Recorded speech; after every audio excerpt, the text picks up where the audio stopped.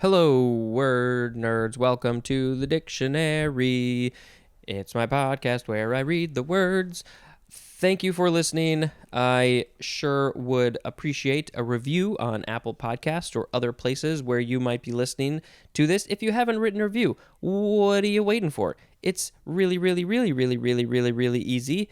And you hit the 5 stars and you type in something super short and just say how great it is. Or not how great it is. Please. And also share. And if you want to talk to me, there's information in the show notes and on social media at dictionarypod, dictionarypod@gmail.com. There's a Google Voice number, and that's most of the stuff. All right, our first word is check. Second form, it's a verb from the 14th century starting with transitive. 1, to put in check. And what are you putting in check? You're putting a chess king. To put a chess king in check. Number 2 is chiefly dialect. Synonyms are rebuke and reprimand.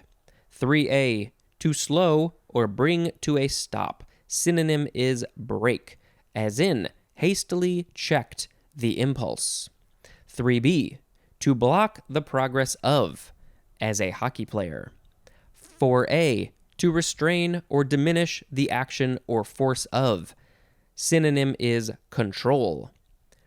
4b, to slack or ease off and then belay again, as a rope. Yes, you belay ropes when you're doing climbing. I've never done that before. To slack or ease off and then belay again. You're checking the rope. 5a, to compare with a source, original, or authority. Synonym is verify, as in needs to check her facts. Because she has her facts wrong, she should go verify them. But maybe they're right, and then they will be verified and checked. 5b, to inspect, examine, or look at appraisingly. Usually used with the word out or over, as in checking out new cars. Let's go check out the new cars that came out today. 5c. 5? Yes, 5c. To mark with a check as examined, verified, or satisfactory. And that is often used with the word off, as in checked off each item. Oh, how great it is to make a list and then check things off. Which direction do you make a check mark? Do you go to the right or to the left? I'm a lefty, so I think most lefties check to the left because it's a more natural movement, but I think I just saw everybody checking to the right, and so I just did that. Either way is fine. All right, where are we? Number 6a, to consign as luggage to a common carrier from which one has purchased a passenger ticket, as in checked our bags before boarding. Oh, I have done this so many times for work, putting in the bags with all of our video gear. It's fun.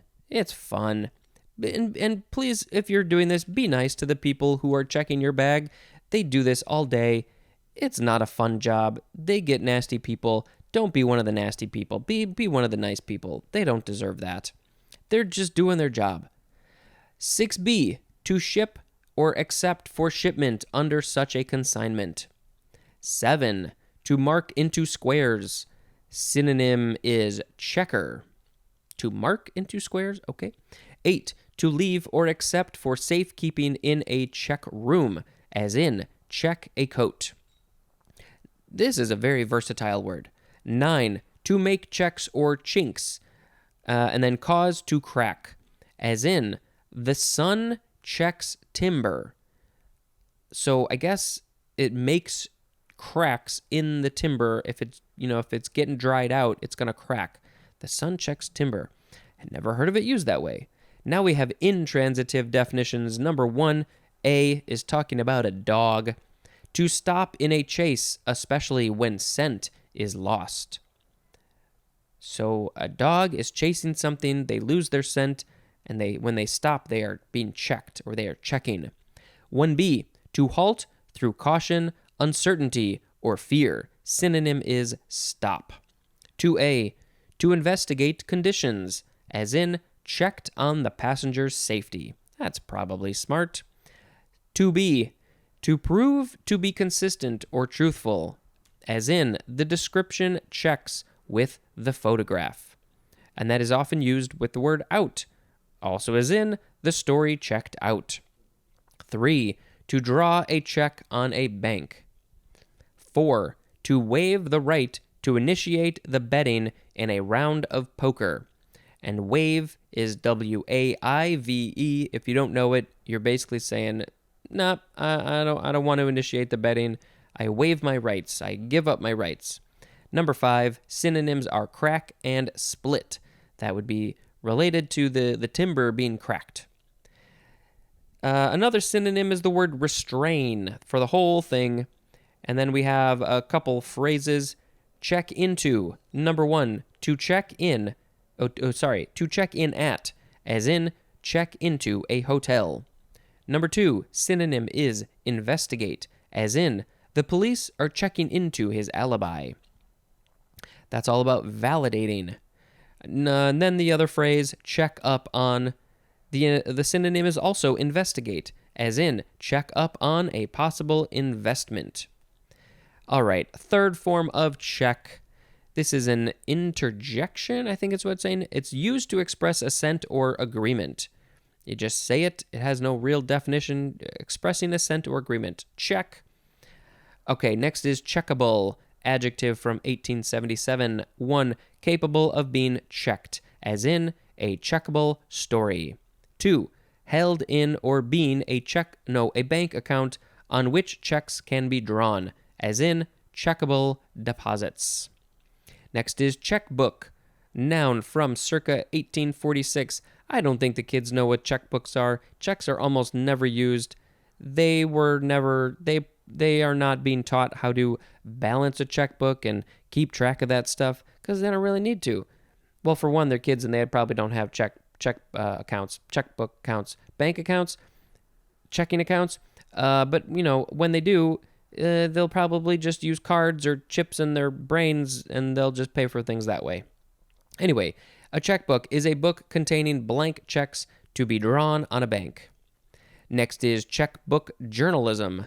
2 words, noun from 1963. I think I said the word journalism. Weird. Checkbook journalism. It is the practice of paying someone for a news story and especially for granting an interview. So it's, you're using your checkbook to get interviews, to get information. You shouldn't have to do that. All right, next is checker. Well, this is the first form noun from the 14th century. Number 1 is archaic, and we have the synonym chessboard. Checker, chessboard, they use the same thing. What is that noise? Somebody is banging downstairs. Number 2, a square or spot resembling the markings of a checkerboard.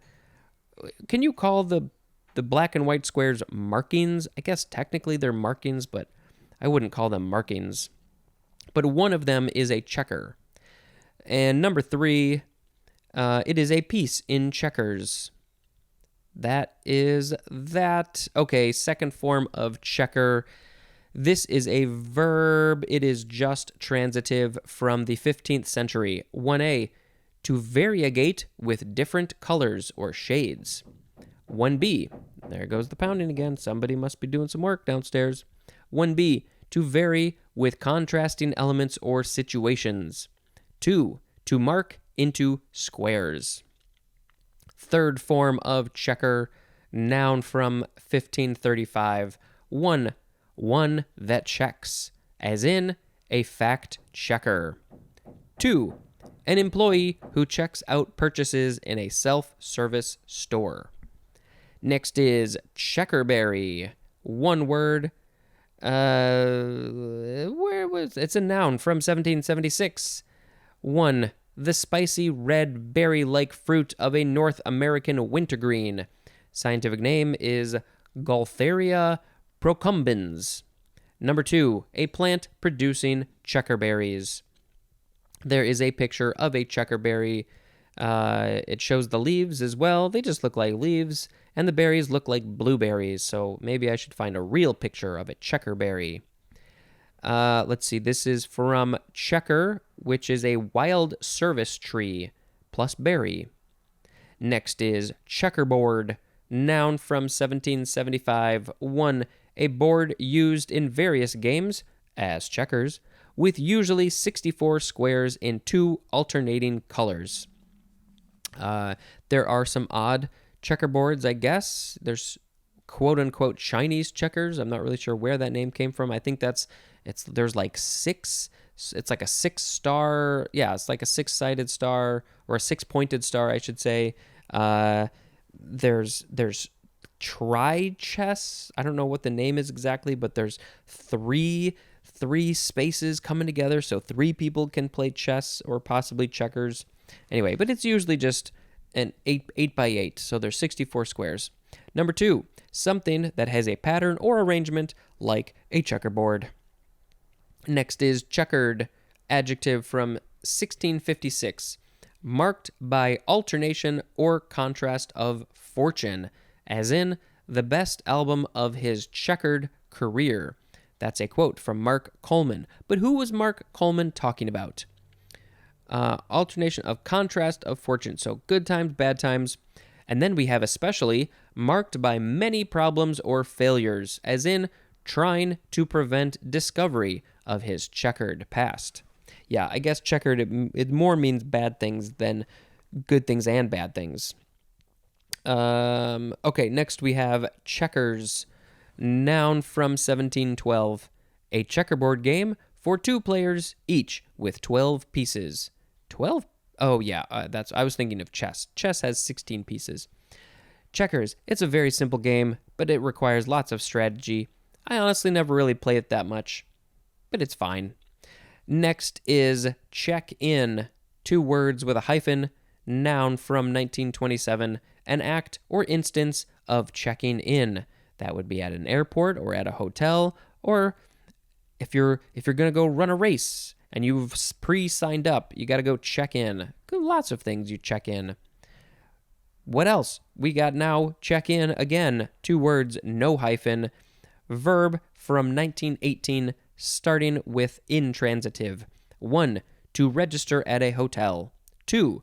To report one's presence or arrival, as in check in at a convention. And the transitive says to satisfy all requirements in returning, as in check in the equipment after using. Next is checking account, 2 words, noun from circa 1909, a bank account against which the depositor can draw checks. You can pay people with checks from this checking account you have at a bank. And our last word is checklist, 1 word, noun from 1853, a list of things to be checked or done, as in a pilot's checklist before takeoff. Also, a comprehensive list. Today we had check, checkable, checkbook, journalism, checkerberry, checkerboard, checkered, checkers, check-in, checking account, and checklist.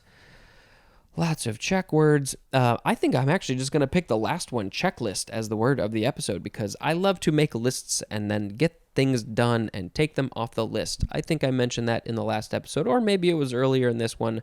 I honestly can't remember. I've got some checklists on my phone, and then when I do something on the checklist, I can check it off. All right. Today is May 20th. Happy birthday, Jeff. What are the holidays? It's Day of Remembrance in Cambodia. Ew, what? It's Emancipation Day in Florida.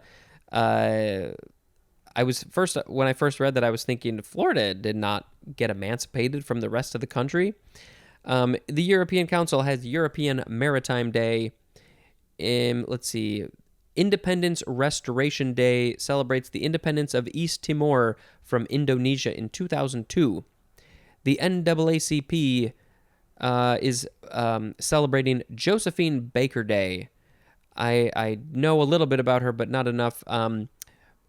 Based in France, Baker supported civil rights movement in the 1950s, arrived in New York. Yeah, she's a good person to celebrate. All right, what else? In Indonesia, National Awakening Day. In Cameroon, National Day. It's also World Meteorology Day, so go study the sky and the clouds and the wind and all the stuff. It's also World Bee Day. BEE, like the buzzy bees. What else? National Rescue Dog Day. So if you're going to get a dog, please don't go to a breeder. I'm serious about this. Rescue a dog. There's so many ding-dang animals that need to be rescued. In the UK, it is Outdoor Classroom Day. That sounds fun. In Cuba, it is Independence Day. All right, and some fun holiday time. What? National Be a Millionaire Day? Why would this even be created? What? So if you basically, I think if you want to become a millionaire, just it says focus now on whatever it is that makes you feel rich. I guess and whatever else you can do to become a millionaire. Oh, and also what I like, it says practice philanthropy on a grand scale or eliminate debt. Yes, if you have that kind of money, those are the things that you should be doing. You should be giving it away to people who need it and helping people and places and groups who need the help. So make a lot of money so you can do something with it and don't just hoard it, because that's not helping anything. It's really not. All right. Yeah, that's it. We're good. We've ended page 210. Thank you very much for listening, and until next time, this is Spencer dispensing information. Goodbye. Hello, word nerds. The dictionary, welcome to it. All right, that's a little sneak peek at something I'm going to mention later. Hello, word nerds. Welcome to the dictionary. This is my podcast. Today is April 24th. It shall go down in history as the day that I got my second shot. Yay. Hopefully I don't pass out in the middle of recording these 4 episodes, but I don't think I will.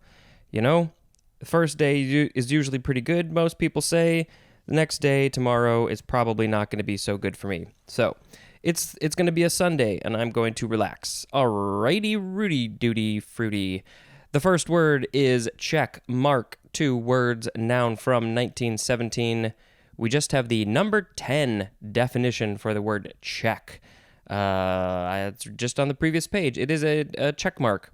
You know what a check mark is. Check mark is also a transitive verb. It's one word.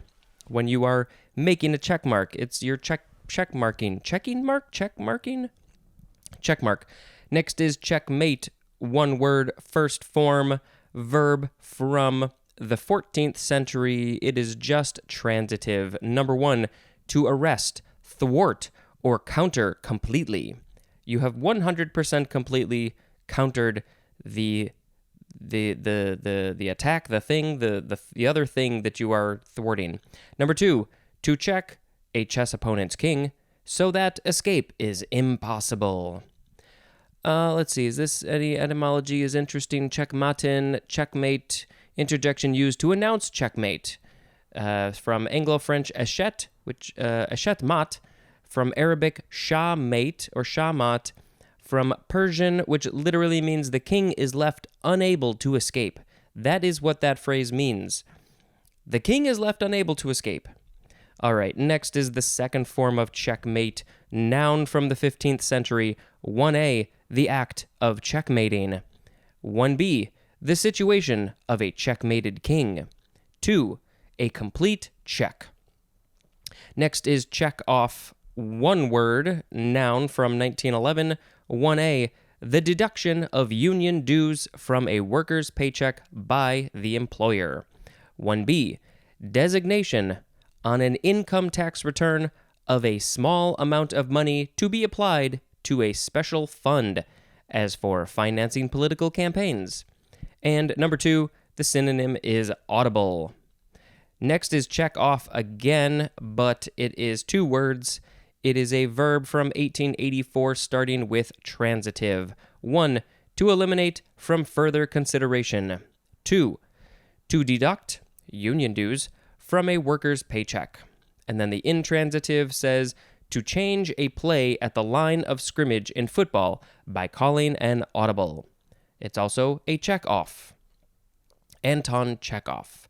Next is check out, one word, noun from 1933. 1. The action or an instance of checking out. I have checked out. Number 2. The time at which a lodger must vacate a room, as in a hotel, or be charged for retaining it. You always got to make sure you get out by checkout time. What do? Do you just wait until like the very last minute to maximize your time, or do you want to get out there as soon as possible? Number 3, a counter or area in a store where goods are checked out. 4A, the action of examining and testing something for performance, suitability, or readiness. 4B, the action of familiarizing oneself with the operation of a mechanical thing, as an airplane. Check out the airplane, check out your groceries, you check out of a hotel.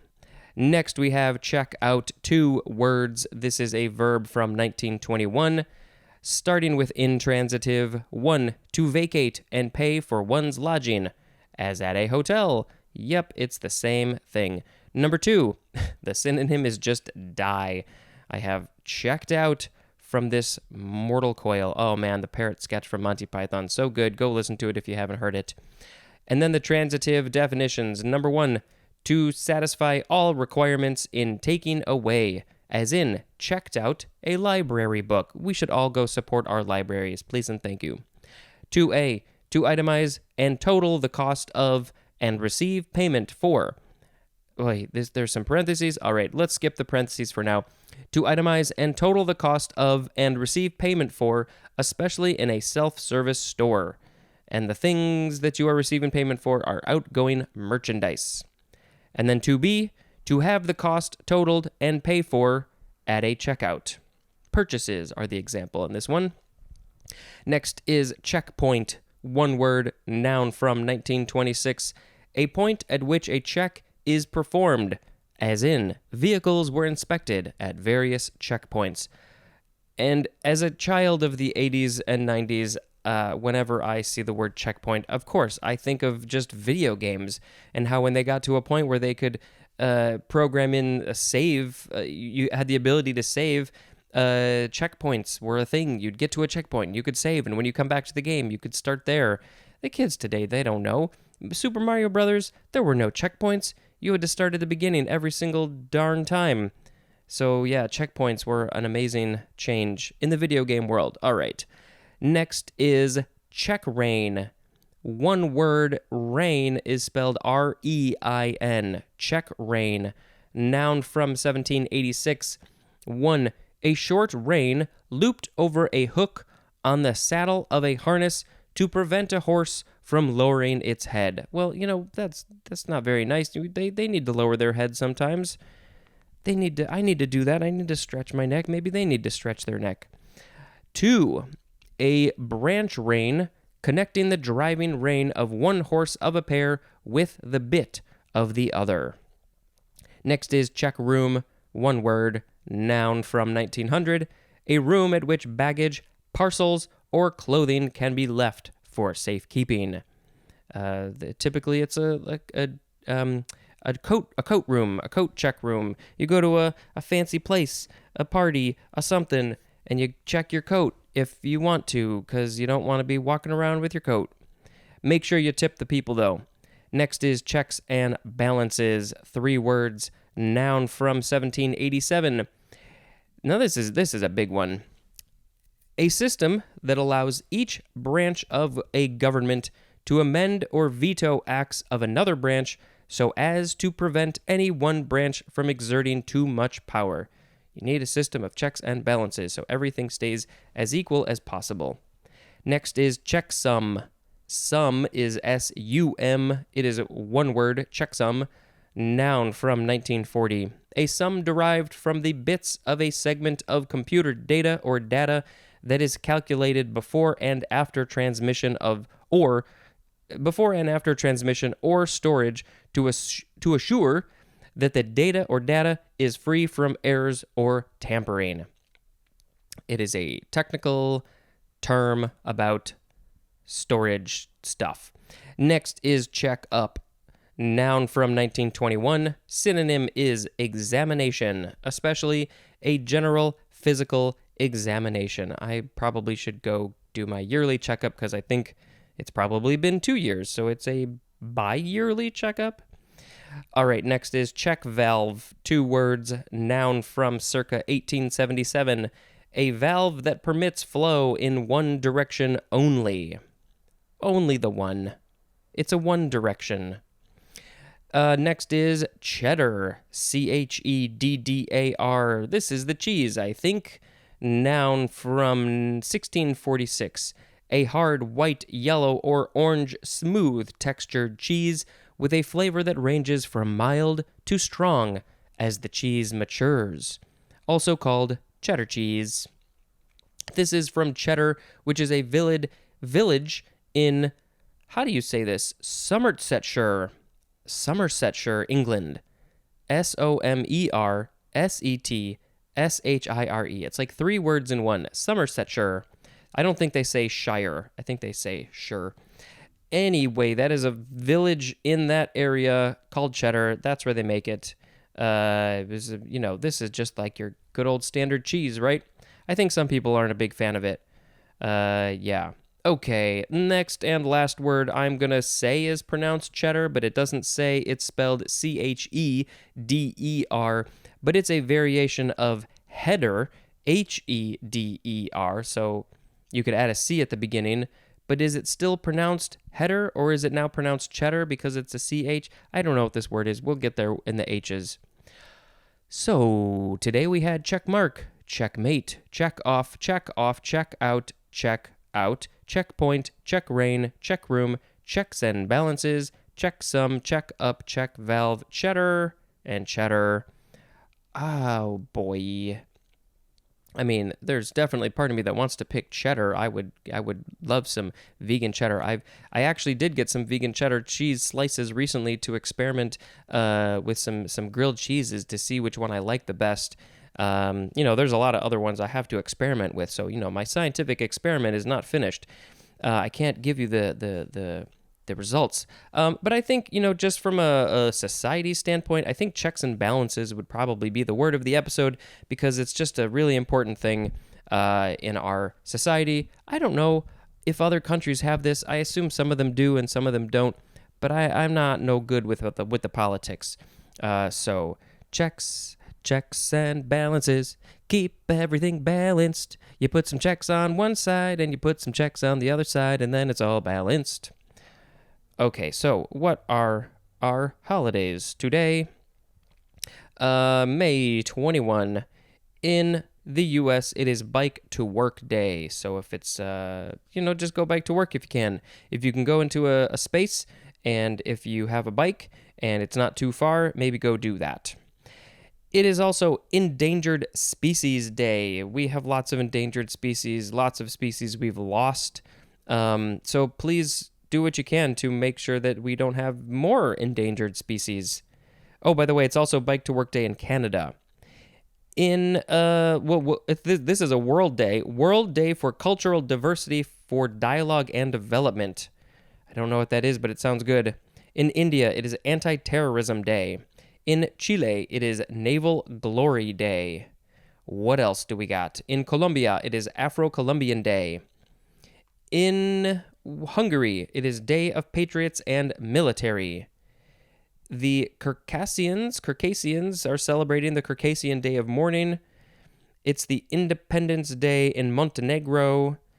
It's International Tea Day. Tea, like the drinking tea. Let's see, what else? Saint Helena Day. That is Saint Helena Ascension and Tristan de Cunha. That's it for the real holidays. And then the fun holidays. I'm going to say these are real too. I already said it's National Endangered Species Day. It's National Pizza Party Day. Oh, that sounds amazing. It's National Waitstaff Day. So give your waitstaff some respect. Hopefully by now, near the end of May, that most people are vaccinated and you can actually go out to a restaurant again. So give them some respect and tip them good. Also, finally, it's National Talk Like Yoda Day. That's why I did the thing at the beginning. So go ahead and talk like Yoda. My favorite phrase, I mean, it's kind of cliche at this point, but really, it's a good phrase. Do or do not. There is no try. That's probably a good place to end it. Goodbye. Hello, word nerds. Welcome to the dictionary. Thank you for joining me on this journey called words. Let us talk about the words that are in this particular episode. The first word is chichaco or chichoco. That's basically it. It is spelled Cheechako. Chichaco. It's fun to say. It is a noun from 1897. We have the number one definition for the word tenderfoot, and this is used chiefly in Alaska. So this is a Chinook jargon word. It's from the word chi, which means new. Wow, there's a lot of information here. That is from the lower Chinook exi word, which means right away. I guess that's exi became chi is new, plus chaco, which means come, like come here. That is from the Nootka word chokwa, which means come. So it's come here, new, something like that. I don't know what tenderfoot means in this context, so I'm vastly confused, but it is a fun word, chichaco. New, come over here, you new thing, right away. I don't know, I think I butchered that pretty bad. All right, next is the word cheek. First form noun from before the 12th century. 1. The fleshy side of the face below the eye and above the side of the mouth. Broadly, the lateral aspect of the head. That is a very scientific way to say that. Number 2, something suggestive of the human cheek in position or form. But now, which cheek are we talking about? And then especially one of two laterally paired parts. 3, insolent boldness and self-assurance. Number 4, the synonym is the number one definition for the word buttock. And then finally, we have another synonym for all of it. It is the word temerity. Cheekful is a noun. I have a cheekful of your face in my hands. Let's see. What's the etymology say? Middle English, check, cheke. From Old English, how do you pronounce this one? I don't know. ceace. Akin to the Middle Lower German kake, kake, which is jawbone. Yeah, okay. The cheeks are an interesting part of the body. It's just like the thing that exists just to keep it all together. I don't know. Yeah. All right. Second form of cheek is a transitive verb from 1840. It is chiefly British, to speak rudely or impudently to. You don't ever want to give somebody cheek, or you don't want to hear somebody give you cheek, I guess. Next is cheekbone, one word, noun from the 15th century. The prominence below the eye that is formed by the zygomatic bone. Also, just the synonym is zygomatic bone. Next is cheek by jowl, 3 words, adverb from 1577. The synonym is side by side. We don't usually see synonyms that have multiple words, and in this case it's 3 words, and it's for a thing that is also 3 words. Cheek by jowl means side by side. Next is cheeked. We have an ed at the end of the word cheek. Adjective from 1580, having cheeks of a specified nature, and this is used in combination, as in rosy-cheeked. What other combination words would you put cheeked at the end of? I feel like I've only heard rosy-cheeked, but also I probably just can't think of the other ones. Rosy-cheek, you could add colors. Green-cheeked, but that would be very bad. That's mean you're probably going to throw up if you're green-cheeked. I don't know. All right, next is cheek, tooth. 2 words, noun from the 14th century. Any of the molar or premolar teeth. Next is cheeky. It has a Y at the end. Adjective from 1846. Insolently bold. Synonym is impudent. Cheekily is an adverb, and cheekiness is a noun. Yeah, this is definitely much more used in Britain, in the UK, but, sometimes we use it. We've stolen it. Next is cheap. CHEEP. This is an intransitive verb from 1513. 1. To utter faint, shrill sounds. Synonym is peep. 2. To utter a single word or sound. Cheap is also a noun. Next, we have the word cheer. The rest of the words in this episode will start with cheer, so I have to say it in a very not cheery way. Okay, first form of cheer is a noun from the 13th century. 1a is obsolete. The synonym is the word face. Why would it be face? Okay, maybe the etymology will explain that. 1b is archaic. It means facial expression. The cheer on your face, I guess. Number 2, state of mind or heart, and the synonym is spirit, as in be of good cheer. That looks like it's a Bible phrase. You don't know what this means. MTN:2, and then there's an AV in parentheses. Be of good cheer. Have a good state of mind or heart. Number 3, lightness of mind and feeling. Synonyms are animation and gaiety. GAIETY. Number 4, hospitable entertainment. The synonym is welcome. 5, food and drink for a feast. Synonym is fare. Let's eat some cheer? Drink some cheer? I don't know. Number 6, something that gladdens, as in words of cheer. 7, a shout of applause or encouragement. Let's look at the etymology. It's from the Middle English, chair, CHERE. So what happened? The word cheek and cheer both came from Middle English words where they switched the last two letters. Cheek was CHEKE, cheer is CHERE. Anyway, that means face or cheer. That is from the Anglo-French word, probably the same, which means face. From Middle Latin, cara, which is probably from the Greek word kara with a K, which means head or face. And there's more at the word cerebral. Cool. Second form of cheer. This is a verb from the 14th century, starting with transitive. 1a, to instill with hope or courage. Synonym is comfort. And this is usually used with the word up. Yeah, some of us need a cheer up sometimes. 1b, to make glad or happy. Usually used with the word up again. Number 2, to urge on or encourage, especially by shouts, as in cheered the team on. Go team. Number 3, to applaud with shouts. Now we have intransitive. Number 1 is obsolete. To be mentally or emotionally disposed.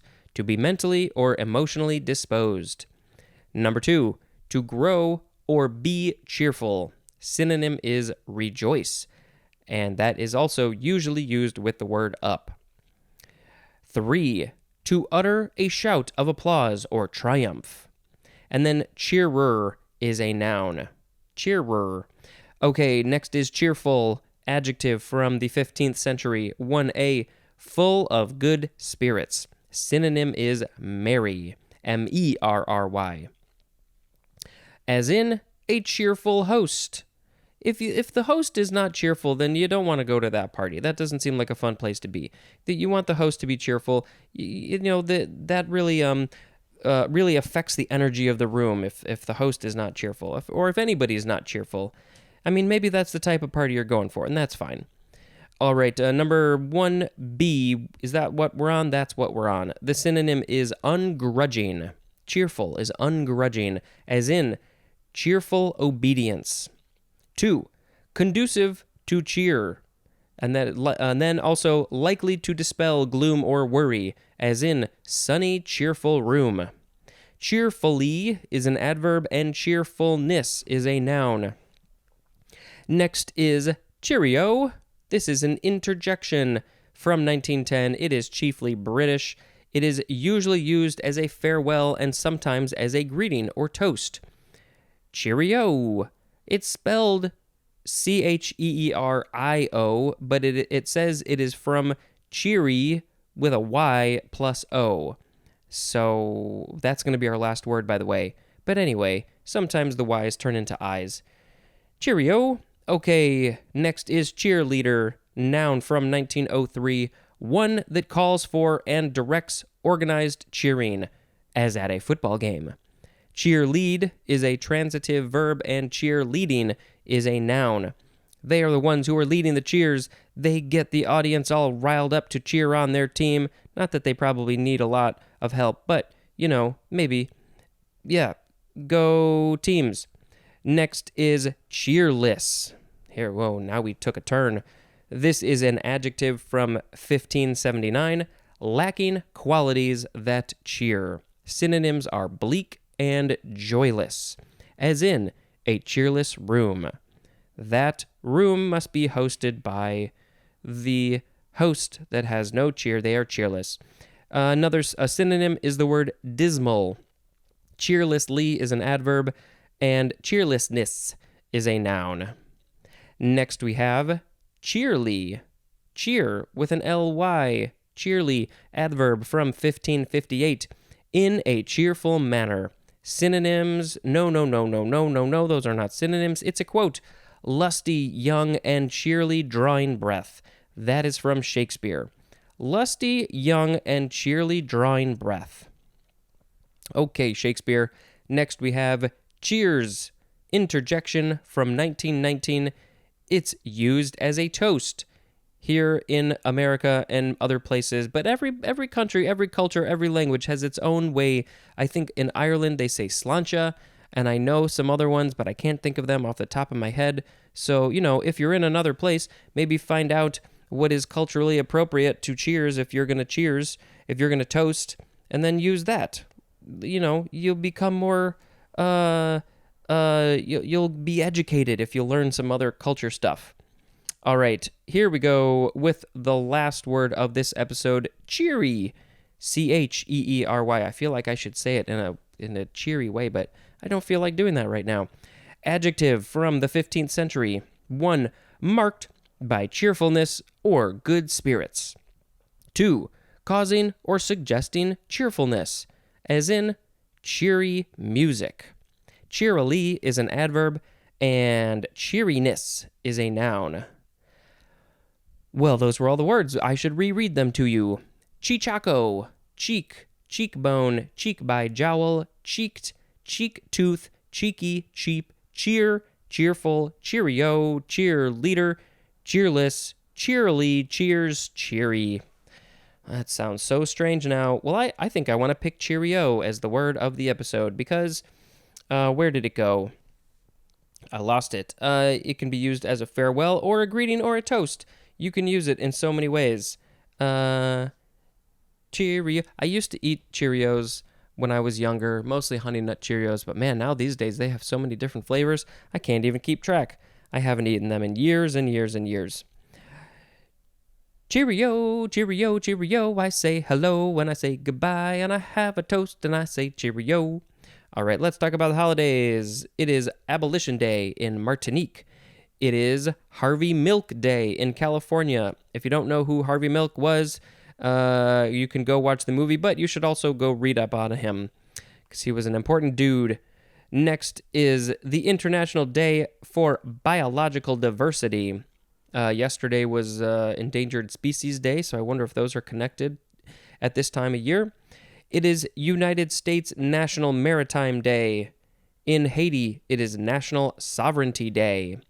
In Sri Lanka, it is Republic Day.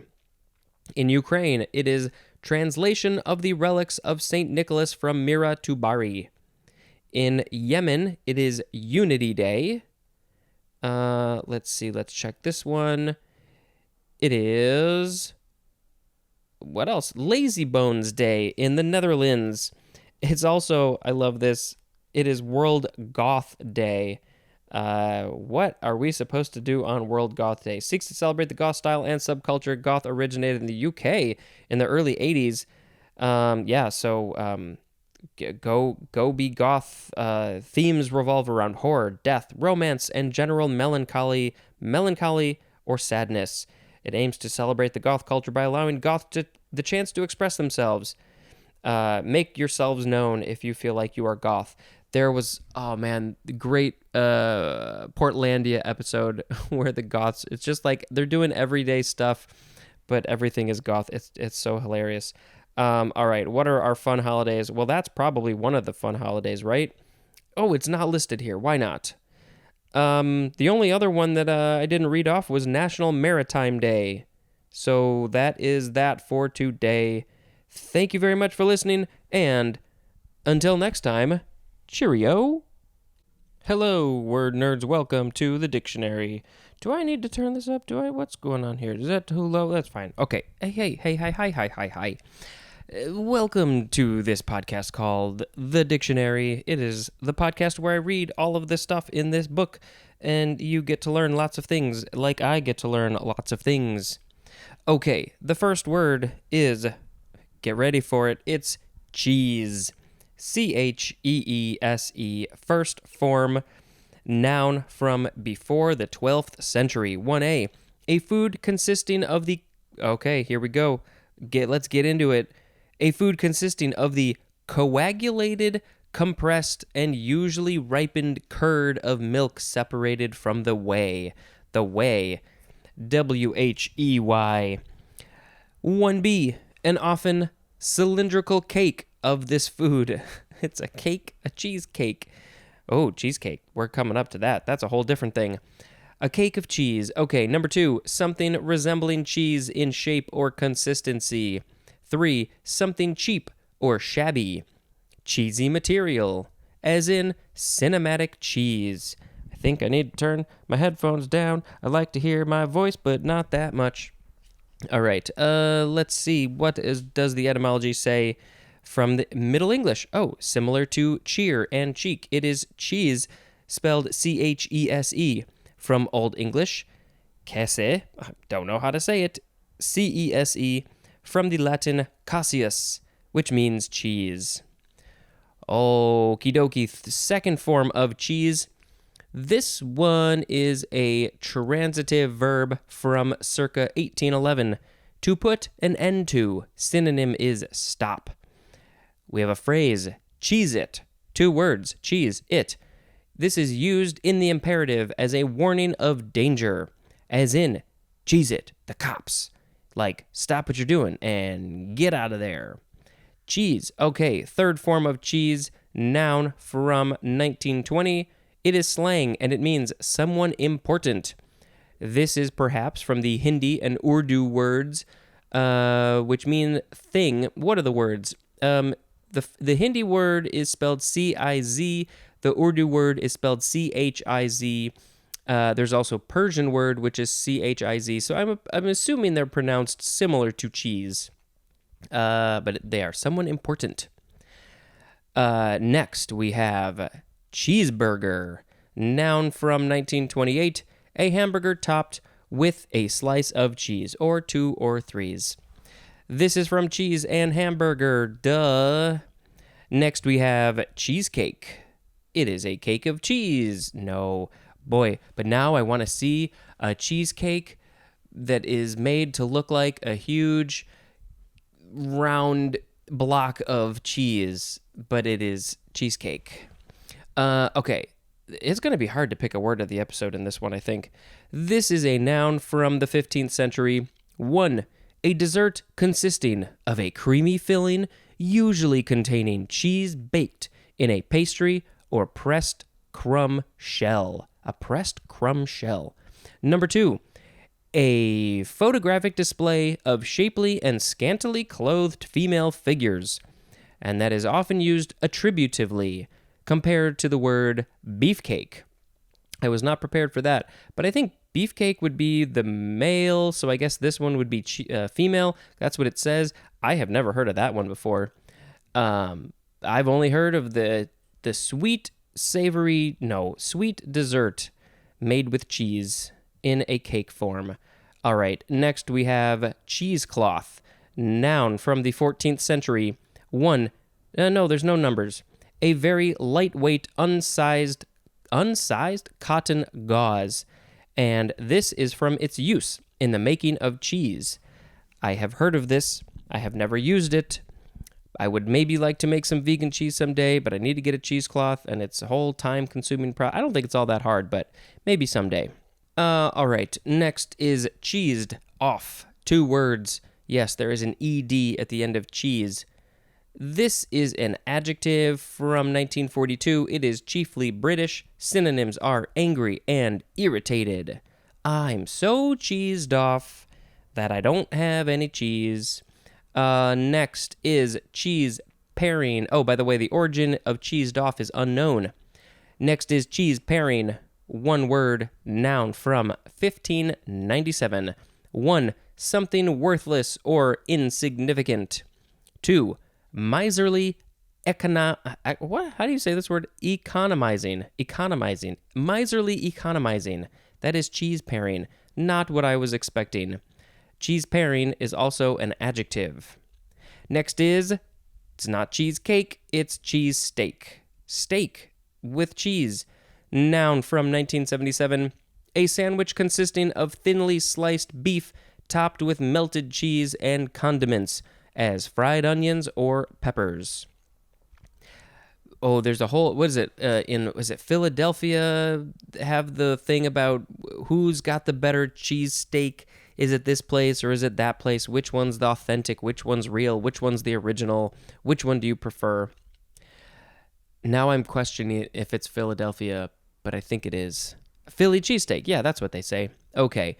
Next is cheesy. Cheese with Y.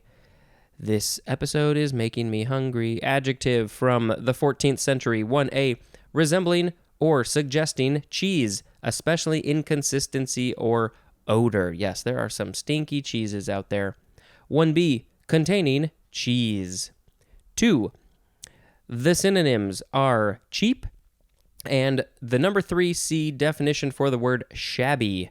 Shabby? Okay. As in a cheesy movie. Also as in cheesy motels.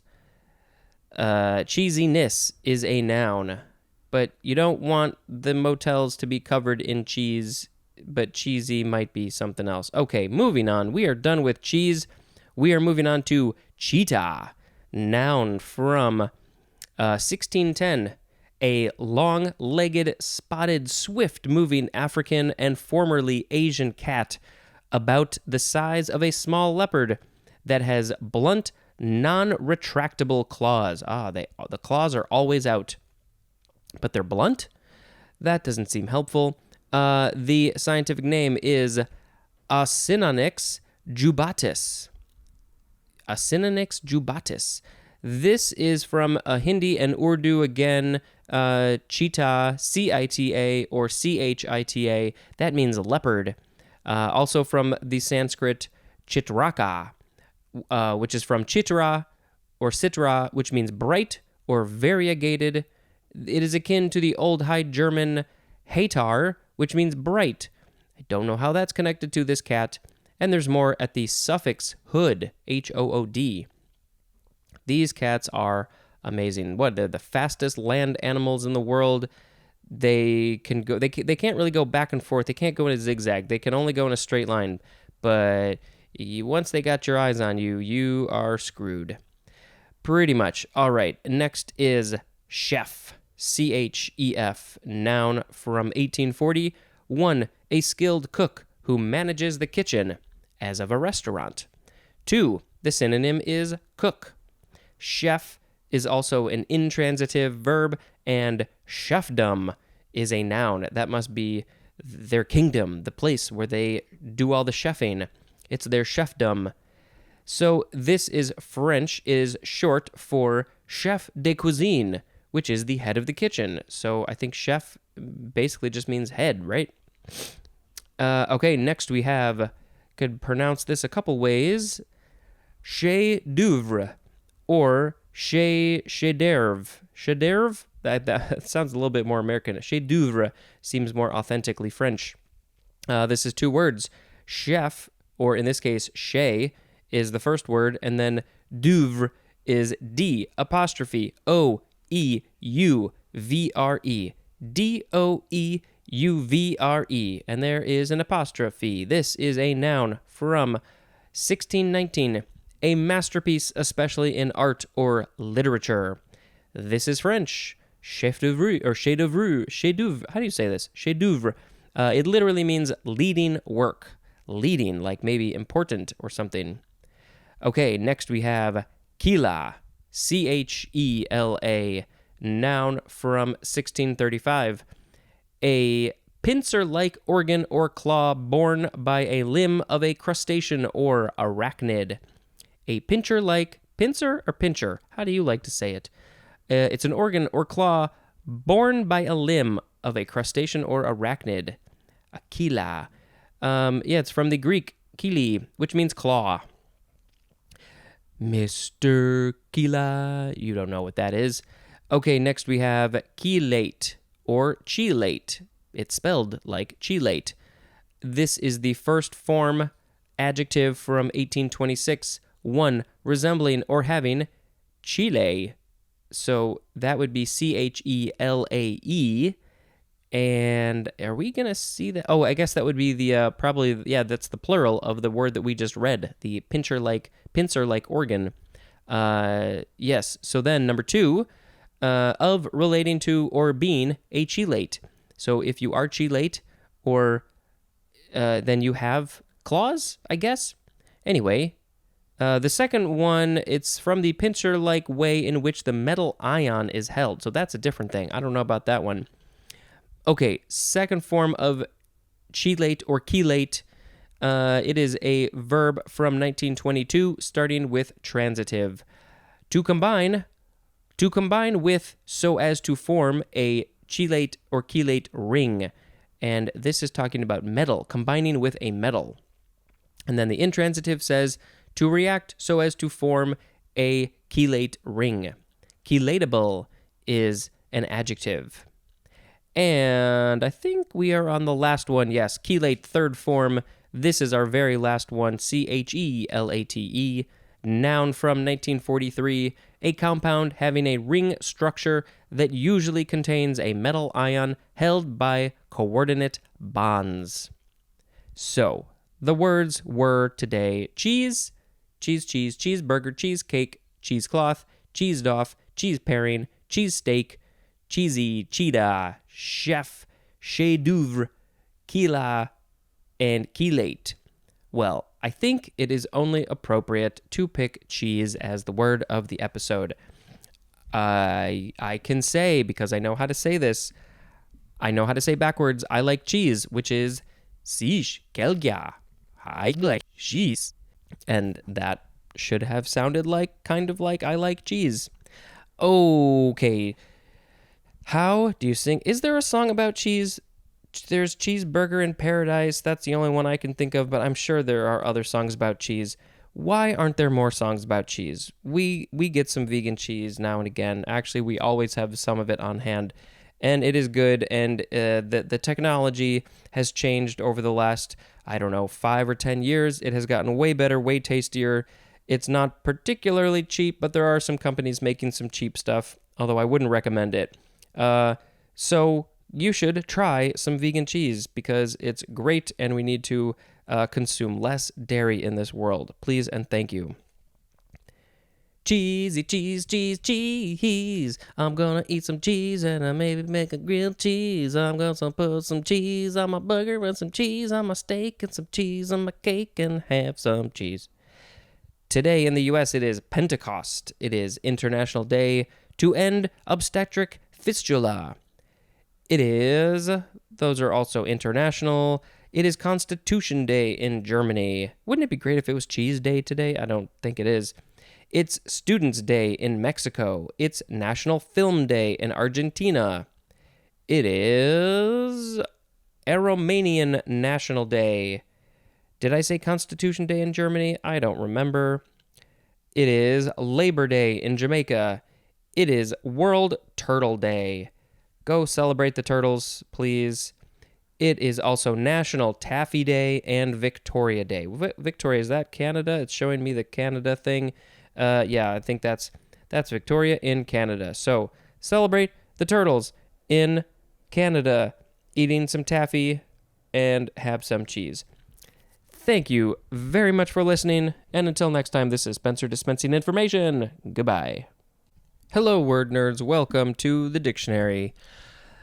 If you would be so kind, please take 5 seconds out of your day and rate and review this podcast, preferably on Apple Podcasts, but other places are great too. You don't need to say much. Just a few words and a 5 stars. Hit the button, subscribe, rate and review. I already said that. Contact me if you want to at dictionarypod, dictionarypod@gmail.com. All that information is in the show notes. There's a Google Voice. If you want to leave a message, you can do that, and if it's good, I'll play it in an episode. There's a Patreon. You can give me some money. I will give you early episodes and exclusives at the right level, and then I will also eventually give that money off to another Patreon. So we're all even and we all win. Okay. The first word. We're at the end of page 211. The first word is chelation. Chelation. This is related to the last few words in the last episode. Noun from 1932. 1. The process of chelating, or the quality or state of being chelated. Number 2, synonym is chelation therapy, which is our next word. It is a noun from 1976, chelation therapy. The use of a chelator, as EDTA, to bind with a metal, as lead or iron, in the body to form a chelate so that the metal loses its chemical effect, as toxicity or physiological activity. I don't understand any of this. What is a chelator, you might be saying? It is a noun from 1957. Chelator or chelator or chelator. 1. That chelates, especially a binding agent that suppresses chemical activity by forming chelates. Next is chelicera. Chelicera. Chelicera. Noun from 1835. One of the anterior pair of appendages of an arachnid, often specialized as fangs. And cheliceral is an adjective, and this is from French chelicere, I don't know how to say that word, from the Greek cheli plus keras, which means horn, and there's more at the word horn. So yeah, the fangs, usually fangs these are the chelicera, which I'm sure is related to the chelate, which is the pincers. All right, next is chelipid. Is this related? Probably. Chelipid, noun from 1869, one of the pair of legs that bears the large chelae in decapod crustaceans. Well, there's a lot of information here. So one of the pair of legs, yeah, I think a lot of crustaceans, they have like one arm that's really big, has a big claw, and the other one maybe isn't quite. So maybe that one big claw is the cheliped, and it bears the large chelae, which is the claw in decapod crustaceans. Now, does that mean that they have 10 legs? Do crustaceans have 10 legs? I don't know. I'm going to have to look into that maybe. This is from Greek chele, which means claw, plus some other letters. Next, we have Chelian, capital Chellean, or you can spell it Chellian. This is an adjective from 1893, and the synonym is Abbevilian. I don't remember how to say that word. Abbevilian. You can go back and find the episode where I talked about Abbevilian to find out what Chelian is. But I can tell you it's from Chelles, France. I don't know if I'm pronouncing that correctly. Chelles. Chelles, France. All right, next we have Chelonian. Chelonian, chelonian, noun from 1828. The synonym is turtle. And chelonian is also an adjective, and this is from Greek cheloni, which means tortoise. And this is appropriate because yesterday was World Turtle Day, if I am remembering correctly. Let's see, I don't want to go back on the pages, but yes, I think it was World Turtle Day yesterday.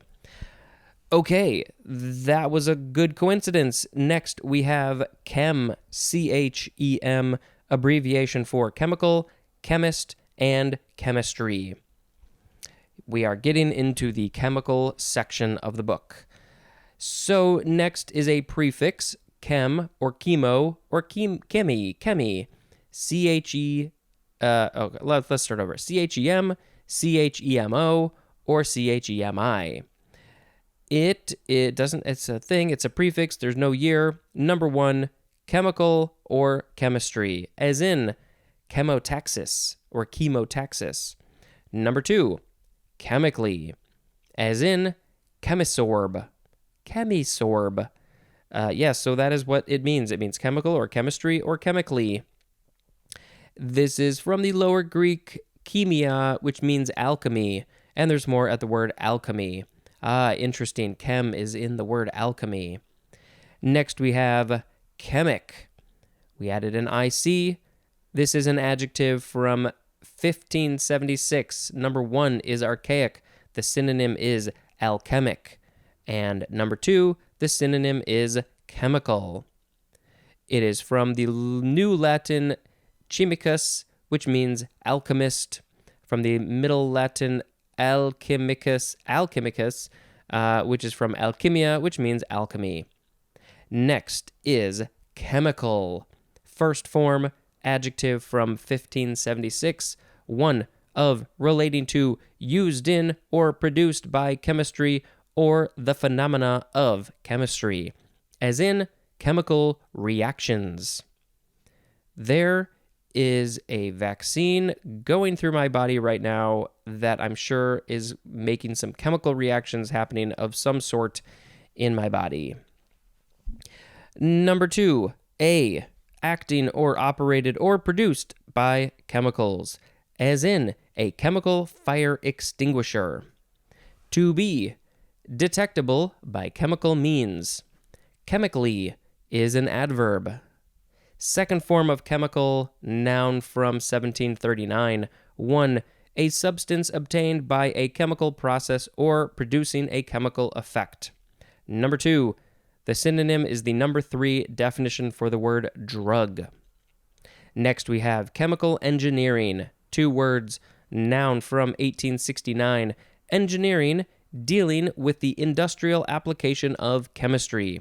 And chemical engineer is a noun. They know all about how to engineer the chemicals. Next we have chemical peel. 2 words, noun from 1978. This is a kind of long definition. A cosmetic procedure for the removal of facial blemishes and wrinkles involving the application of a caustic chemical and especially an acid to the skin. And the example of the acid is trichloroacetic. Is that the word? Trichloroacetic acid. I think I got it close enough. That is a chemical peel. Next, we have chemical warfare. 2 words, noun from 1917.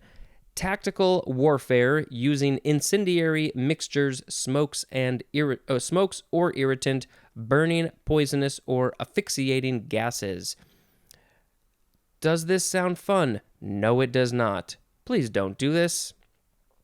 Next is chemical weapon, noun from 1920. A weapon used in chemical warfare. Next is chemiluminescence. Chemiluminescence. I'm not going to spell it. Noun from 1889.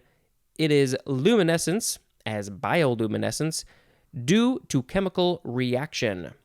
And chemiluminescent is an adjective. There are a number of bioluminescent animals in the world, and I think we're always finding new ones. I saw some of them in a little thing in, where was I? Puerto Rico. And they're just these tiny little organisms, and you disturb the water and they glow, and it is very, very cool. Okay, next and last word is, how do you say it? Chemin de fer. Chemin de fer. It is 3 words, CHEMIN, next word DE, next word FER.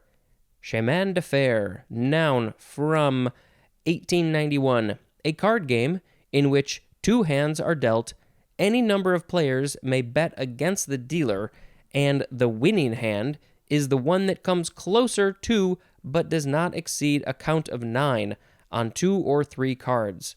It sounds similar to blackjack, but obviously different numbers. And obviously this is French, and it literally means railroad. Chemin de fer is railroad. Why a railroad? That's like in English saying, hey, you want to play the game Railroad? I would think that they would have to deal with trains and tracks and things, but no. What is the reason? Why is this called Railroad? Is there something about the number 9? I don't know. I'm going to have to ask a ferroequinologist. Okay, so we had chelation therapy, chelator, chelicera. I have to reread the definitions. Cheleped, Chelian, Chelonian. It's like the first half are words I've never heard before and I don't know how to pronounce. Chemical engineering, chemical peel, chemical warfare, chemical weapon, chemiluminescence, and chemin de fer. Well, I'm very curious about this game, chemin de fer. But I think the one that I find so interesting is probably one of these claw ones, the fangs. Maybe I will pick cheleped, CHELIPED. That will be the word of the episode. That is the one of the pair of legs that bears the large chelae in decapod crustaceans. It's the big claw arm or leg. I had hermit crabs as a kid, and they were very cool. And yeah, one of the arms, one of the legs was always bigger than the other right there in the front. Fascinating creatures they are. What did I just say? Okay, cheleped. It's a leg of the crustacean that has the claw. I don't know. Oh, right. Maybe I need more time to come up with songs. No, I don't. It's fine. So, the holidays for today. It is the Battle of how do you say this? Pichincha. Battle of Pichincha Day. That is in Ecuador. In Bermuda, it is Bermuda Day. In Belize, it is Commonwealth Day. It is Independence Day in Eritrea. In Buganda, it is Lubiri Memorial Day. It is, Victoria Day is again? How did that happen? Let's see, what else? It is National Brother Day here in the States. I'm a brother, so you can celebrate me by listening to this podcast and telling people about it. In Bulgaria and Slovakia, it is Day of Slavonic Alphabet, Bulgarian Enlightenment, and Culture. That's all one thing. You can celebrate the Slavonic alphabet and Bulgarian Enlightenment and Culture. In Canada, it is National Patriots Day. In Denmark and Norway, it is Pentecost Monday.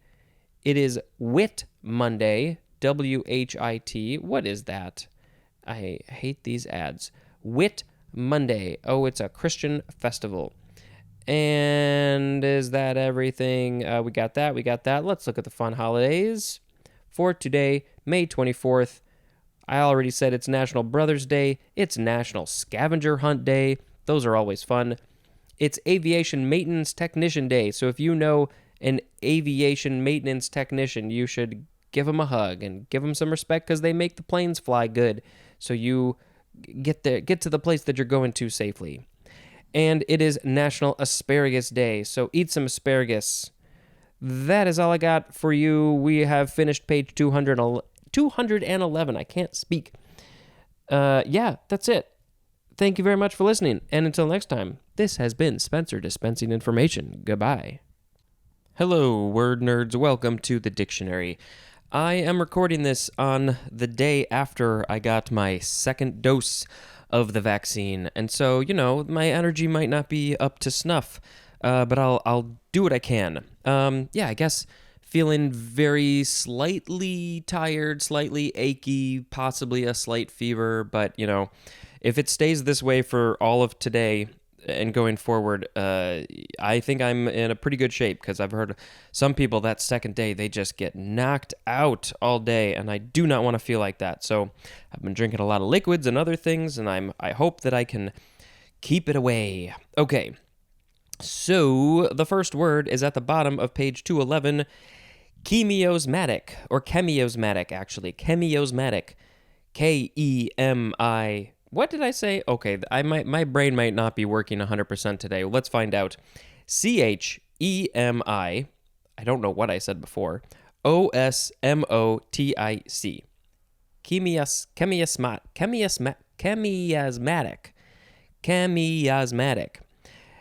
You could say chemiasmatic. That's fine too. Adjective from 1957, relating to or being a theory that seeks to explain the mechanism of ATP formation in oxidative phosphorylation by mitochondria and chloroplasts without recourse. Wow, this definition got way longer than I expected. Without recourse to the formation of high-energy intermediates by postulating the formulation of an energy gradient of hydrogen ions across the organelle membranes that results in the reversible movement of hydrogen ions to the outside and is generated by electron transport or the activity of electron carriers. Okay, I'm not going to reread that, and there is no etymology, so we are going to move on to chemise. Chemise. C-H-E-M-I-S-E. This is a noun from the 13th century. 1. A woman's one-piece undergarment. Number 2. A loose, straight-hanging dress. Next we have chemisette. So it's like chemise, but we added a T-T-E at the end. Chemisette. Noun from 1796. A woman's garment, especially one as of lace, to fill the open front of a dress. I never knew what that was called. This is French diminutive of chemise, so they're very clearly related. Next we have chemisorb or chemisorb. Chemisorb. This is a transitive verb from 1935. To take up and hold, usually irreversibly by chemical forces. Chemisorption is a noun, and this is from chem plus sorb, as in adsorb, not absorb, although maybe that's related to adsorb. Okay, next we have chemist. Noun from 1562. 1A is obsolete. We have the synonym alchemist. 1B, one trained in chemistry. And number 2 is British. The synonym is pharmacist. They call them chemists, because I guess they kind of are. Next we have chemistry. This is the thing that allows all these other things to happen. Chemistry is a noun from 1646. 1. A science that deals with the composition, structure, and properties of substances and with the transformations that they undergo. 2A. The composition and chemical properties of a substance, as in the chemistry of iron. 2B. Chemical processes and phenomena as of an organism, as in blood chemistry. 3A. A strong mutual attraction, attachment, or sympathy, as in they have a special chemistry. 3B. Interaction between people working together, specifically such interaction when harmonious or effective, as in a team lacking chemistry. You definitely want to have chemistry with the people you're working with, and if you don't, it can not be so great. Let's see. There is no other etymology for this. I took chemistry in high school. Let's see. I think I also took biology. I guess physics would have been the last of like the big 3 sciences that they offer usually in high school. And oddly enough, that was the one that I didn't take, and I think I probably would have found it the most interesting. As I've gotten older, I think Not that I find any of them uninteresting. I find them all fascinating, actually. But I think physics would have been the one that I would have really enjoyed. Anyway, but chemistry was fascinating and helpful. And so if you ever have the option, like when you're in high school, if you're younger than that, take all three. Take chemistry, biology, physics, and any other ones that they offer if you're even slightly interested in science, because you may not understand what exactly is involved with them. With them in them, I don't think I fully understood what was involved in physics, but I do think I would have liked it. Anyway, go take the sciences and learn the stuff. This is how we learn about the entire world. Okay, next we have chemo, noun from 1977, and the synonym is chemotherapy, which is, I think, going to be in the next episode. Next we have chemoautotrophic, adjective from 1941, being autotrophic and oxidizing an inorganic compound as a source of energy, as in chemoautotrophic bacteria. And chemoautotrophy is a noun. Next is chemobrain. I am surprised to see this in the book, but yes, I think that it's common enough that it has to be in here. 2 words, noun from 1991, impaired cognition that has been observed in patients who have received chemotherapy. And then the example of the impaired cognition is memory loss or lack of concentration. I know somebody directly who was getting chemotherapy a few years ago and definitely had chemobrain. I think this is a thing that lasts for a while. So yeah, be aware if you have to go through chemotherapy, you might get this chemobrain. Sounds like that sucks. So yeah, moving on to chemokine. That's a K-I-N-E at the end. Chemokine, noun from 1942. Any of a group of cytokines produced by various cells that stimulate chemotaxis in white blood cells. And we have a couple of parentheses sections. Cytokines produced by various cells as at sites of inflammation. And then the other one, the white blood cells, as neutrophils and T cells. Those are examples of the white blood cells. Okay, next we have chemoprevention. 1 word, noun from 1980. The use of chemical agents to prevent or slow the development of cancer. Chemopreventive. Oh, I figured there would be another syllable in there. Chemopreventive, that is an adjective. So lots of chemical agents. I don't know what they are, but yes, there's a lot of things that people can do, hopefully, to slow the development of cancer. And then, of course, chemotherapy, I think, would be the big one, which we will get to later. Now we have chemoprophylaxis. Noun from 1936. The prevention of infectious disease by the use of chemical agents. And chemoprophylactic is an adjective. Next we have chemoreception. Noun from 1919. Oh, how I would love it just to be like the party after chemotherapy or something, a chemoreception. Somebody needs to go start this. This is the physiological reception of chemical stimuli, and chemoreceptive is an adjective. Next we have chemoreceptor, noun from 1906, a sense organ, as a taste bud, responding to chemical stimuli. So anything that is made up of chemicals of some kind of molecules, that would be a chemical stimuli. And then the sense organ in your body is a chemoreceptor. It is recepting the chemicals, the things. The senses in your nose to smell things would also be a chemoreceptor, I think. All right, next is chemosurgery, noun from circa 1944, chemical removal of diseased or unwanted tissue. And chemosurgical is an adjective. So it's getting rid of something on the body in a chemical way. Okay, our last word is chemosynthesis. CHEMOSYNTHESIS. Chemosynthesis. Noun from 1901, synthesis of organic compounds, as in living cells, by energy derived from inorganic chemical reactions. And chemosynthetic is an adjective.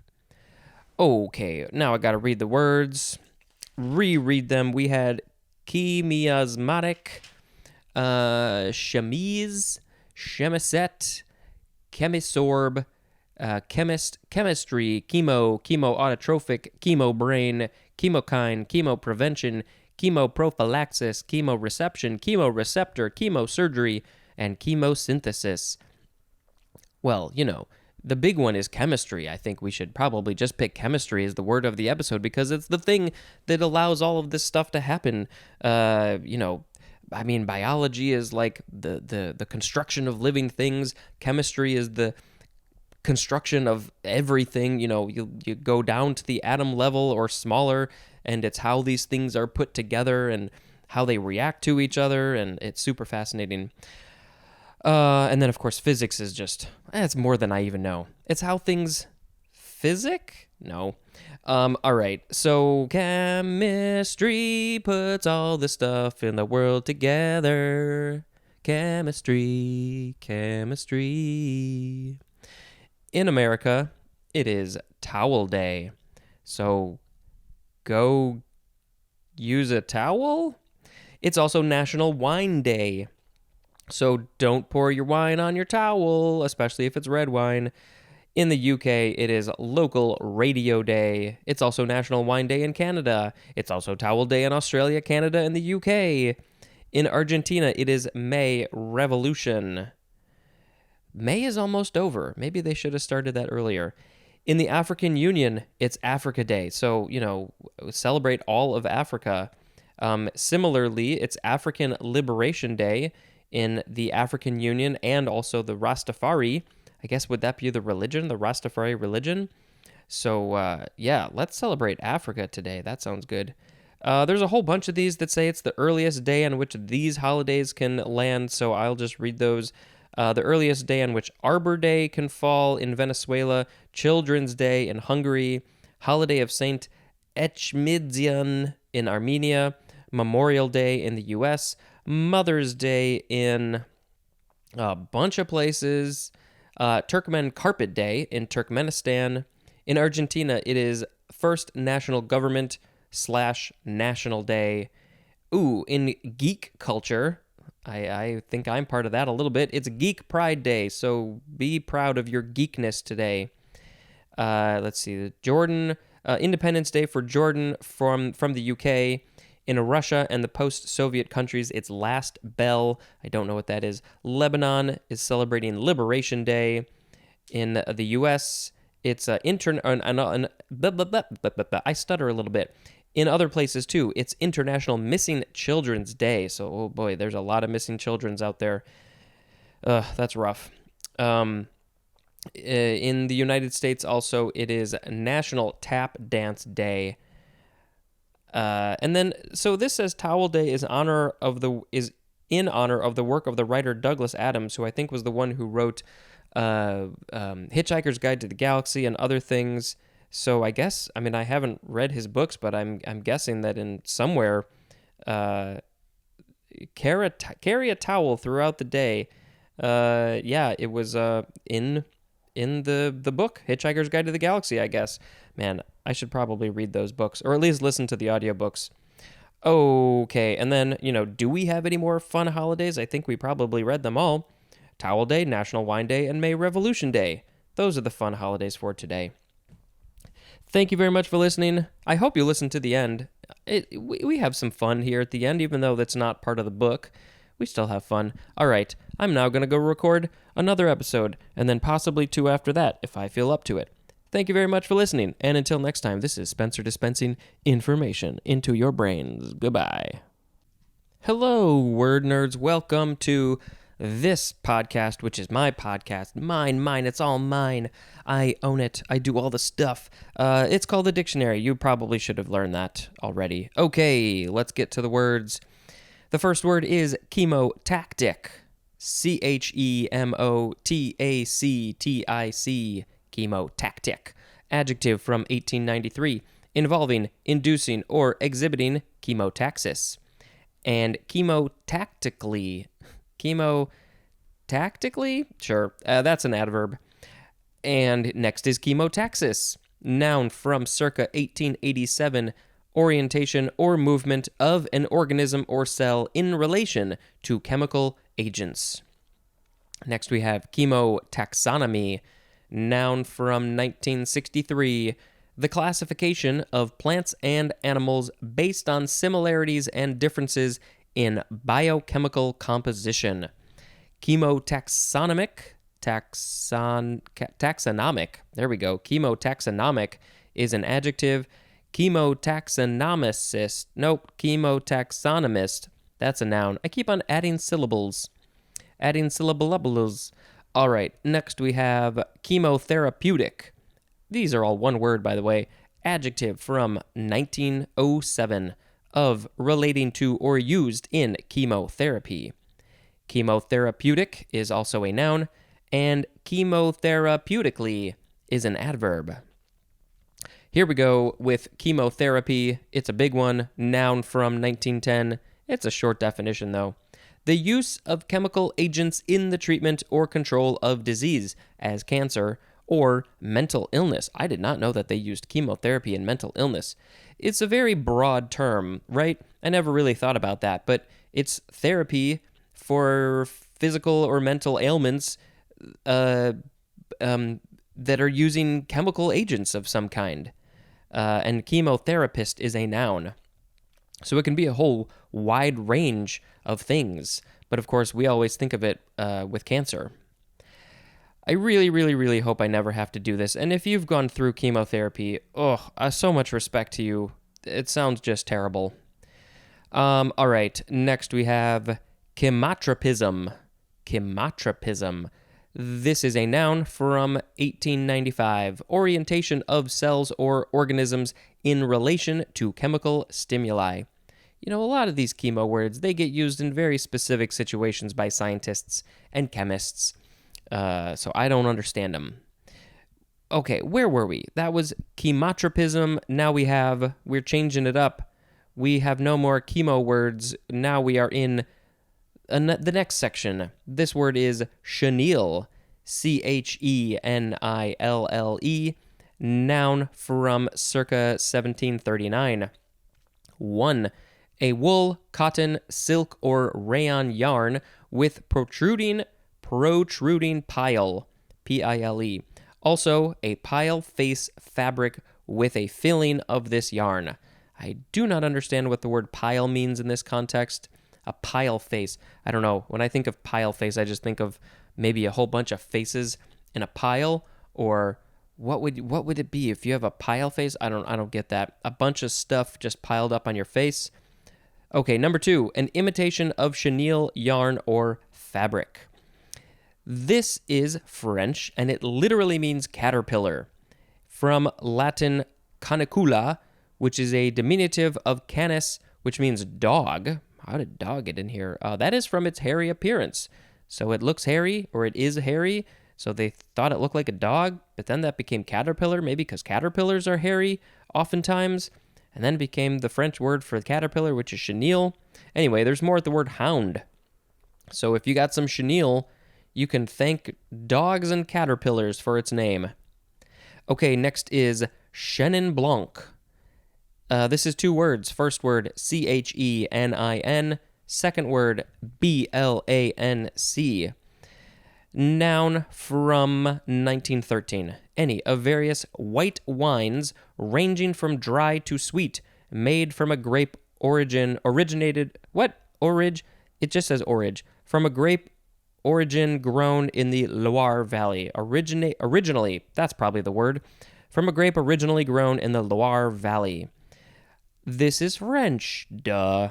It literally means white chenin, which is a grape variety. You know, we've been a day off, haven't we?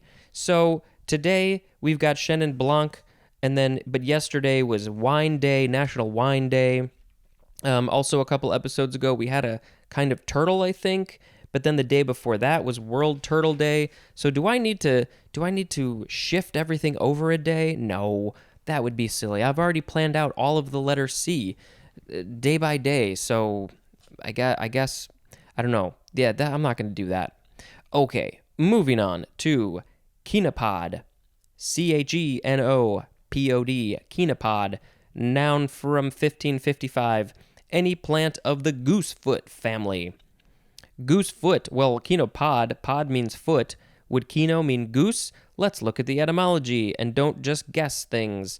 It is from the Greek chen, which means goose, plus podion, which is the diminutive of pod or pous, which means foot, and there's more at the words goose and foot. So yeah, but why is it called goosefoot in the first place? Do the leaves look like the feet from a goose? We might have to post a picture of this chenopod. But yeah, it has nothing to do with pods. Somebody might look at that and say, well, where are the pods? It has nothing to do with that. It literally means foot in this case. Which foot? A goose foot. Chenopod. All right, next we have Cheongsam. Cheongsam. Cheongsam. Cheongsam. Noun from 1952. A dress of southern Chinese origin with a slit skirt and a mandarin collar. This is from Chinese language, specifically Guangdong. I'm assuming it's pronounced the same, Cheongsam, but it's spelled Cheuhng-SAAM, Cheongsam, and it literally means long gown. We've probably seen this, right? And never knew what it was called. I guess I could post a picture of that if you want to see what it looks like. Okay, next is Czech, spelled Cheque. It is the chiefly British variation of the seventh definition of the word Czech, but the first form of Czech. Next is checker, spelled the same silly way. You silly Brits. This is a chiefly British variation of the word checker, obviously spelled with a CK in the middle. Next we have cherimoya. Cherimoya. You could also change the E at the beginning to an I. Cherimoya. Noun from 1736. A round, oblong, or heart-shaped fruit with a pitted, pale green rind that is borne by a widely cultivated tropical American tree of the custard apple family. Custard apple, ooh. And then also just this tree is called the cherimoya. The scientific name is Annona cherimola, and this is Spanish cherimoya. That's that. It's a Spanish word. Next we have cherish. It's a verb. It's a verb. It's a verb. Is it only transitive? I'm looking for the intransitive, and I do not see it, so I think it's just transitive. From the 14th century, 1a, to hold dear, feel or show affection for, as in cherished her friends. Yeah, you really should do that. I try to be thankful for everybody in my life. Well, most of them. I cherish them. I also cherish you, my listeners. I really do. I don't know any of you, really. I know a couple of you, but I do cherish anybody who listens to this ridiculous thing. Okay, 1b. To keep or cultivate with care and affection. Synonym is nurture, as in cherishes her marriage. No, his marriage. Cherishes his marriage. 2. To entertain or harbor in the mind deeply and resolutely, as in still cherishes that memory. A synonym for everything is the word appreciate. Cherishable is an adjective, and cherisher is a noun. Let's see what the etymology has to say from Anglo-French. Cheris, that's a prefix. It's a stem of cherir, which means to cherish, from cher, which means dear, from the Latin carus, and there's more at the word charity. Next we have chernozem, or chernozem. Chernozem, chernozem. Noun from 1841. Any of a group of dark-colored zonal soils with a deep, rich humus horizon. Okay, so humus, it's not the hummus that you think of, not the food. There's only one M in this case, so I'm just going to say humus because I don't know how else to pronounce that. Deep, rich humus horizon found in regions of temperate to cool climate. And examples of these regions are the grasslands of central North America. And Chernozemic is an adjective. This is Russian from their word cherny, which means black, plus zemlya, which means earth. So it just means black earth. Chernozem is black earth. Yeah, it's a dark, rich horizon soils in a zone thing. I was just being silly there. You get it. All right, next is Cherokee. Capital Cherokee. Noun from 1674. 1. A member of an American Indian people originally of Tennessee and North Carolina. If somebody said to me, where were the Cherokees? Where are the Cherokees? I honestly would have no idea, but maybe I will try to remember. Tennessee, North Carolina, that area. Number 2, the language of the Cherokee people. And then the etymology, I mean, you'd think obviously it comes from the Cherokee language. It says it's probably ultimately from the Creek word, Creek, Creek. That would be another group of American Indians. So their word Kalaki, CALA.KKI. Obviously, I do not know the proper way to pronounce that, but interesting that it comes from a different group's word, Cherokee. Yeah, interesting. All right. And then our last word is Cherokee Rose. 2 words. Cherokee is still spelled with a capital C. Noun from 1823. A Chinese climbing rope with a fragrant white blossom. And the scientific name is Rosa laevigata. But why is it called the Cherokee Rose? That I find interesting. If it's a Chinese climbing rose, how did it become Cherokee Rose? There must be a story there. Okay, so we had chemotactic, chemotaxis, chemotaxonomy, chemotherapeutic, chemotherapy, chemotropism, chenille, Chenin Blanc, chenopod, cheongsam, that is the skirt, checker, cherimoya, cherish, chernozem, Cherokee, and Cherokee Rose. I have to pick cherish as the word of the episode because it's very good to cherish things. If you got something to cherish, you should cherish it. Why does this word sound so weird now? Let's make it sound even weirder by singing a song about cherish. I don't know how to sing a song about cherish. There are so many things in my life that I cherish. That's it. There are lots of things that I cherish. I am so gosh darn lucky to be who I am because I don't know. I have just grown up very lucky. There are so many people around the world who have been born in just terrible situations or have had extremely bad luck, and I just feel like it is my duty and everybody's duty to help them in any way possible. And I know that I don't really do a whole lot, and I don't know. I'm trying to figure out like how can I do things, and but at the same time trying to live a life where you need a job and all that. So I don't know. I guess talking about things like that here for 5 seconds maybe helps a little bit if I can change somebody's mind, if I can get somebody to do something to help the world in some way and get rid of these terrible dumb systems that are just repressing people and putting them down and killing them. Ugh. We just watched Judas and the Black Messiah last night, and you got to go watch it. That's my pick for Best Picture this year. Which, by the way, tonight I'm recording this on April 25th, and tonight are the Oscars, so we'll see what happens. I think it's got a pretty good shot. Okay, let's read the holidays real quick. Worldwide, I guess this is a pretty big one. It's Vesak Day, which is a big holiday in Buddhism. I guess it's the day that the Buddha, what did it say? The day he was born, the day that he got enlightenment, and the day that he died. On this day, it's also called the day of the full moon.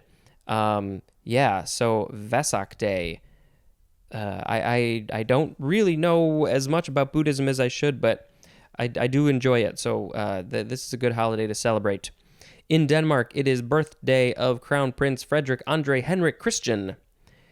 In India, obviously, it's Vesak Day. In Singapore, also Vesak Day. In Uruguay, it is National Book Day. In Poland, it is Mother's Day. What else do we got? Independence Day in Georgia. Independence Day for Guyana.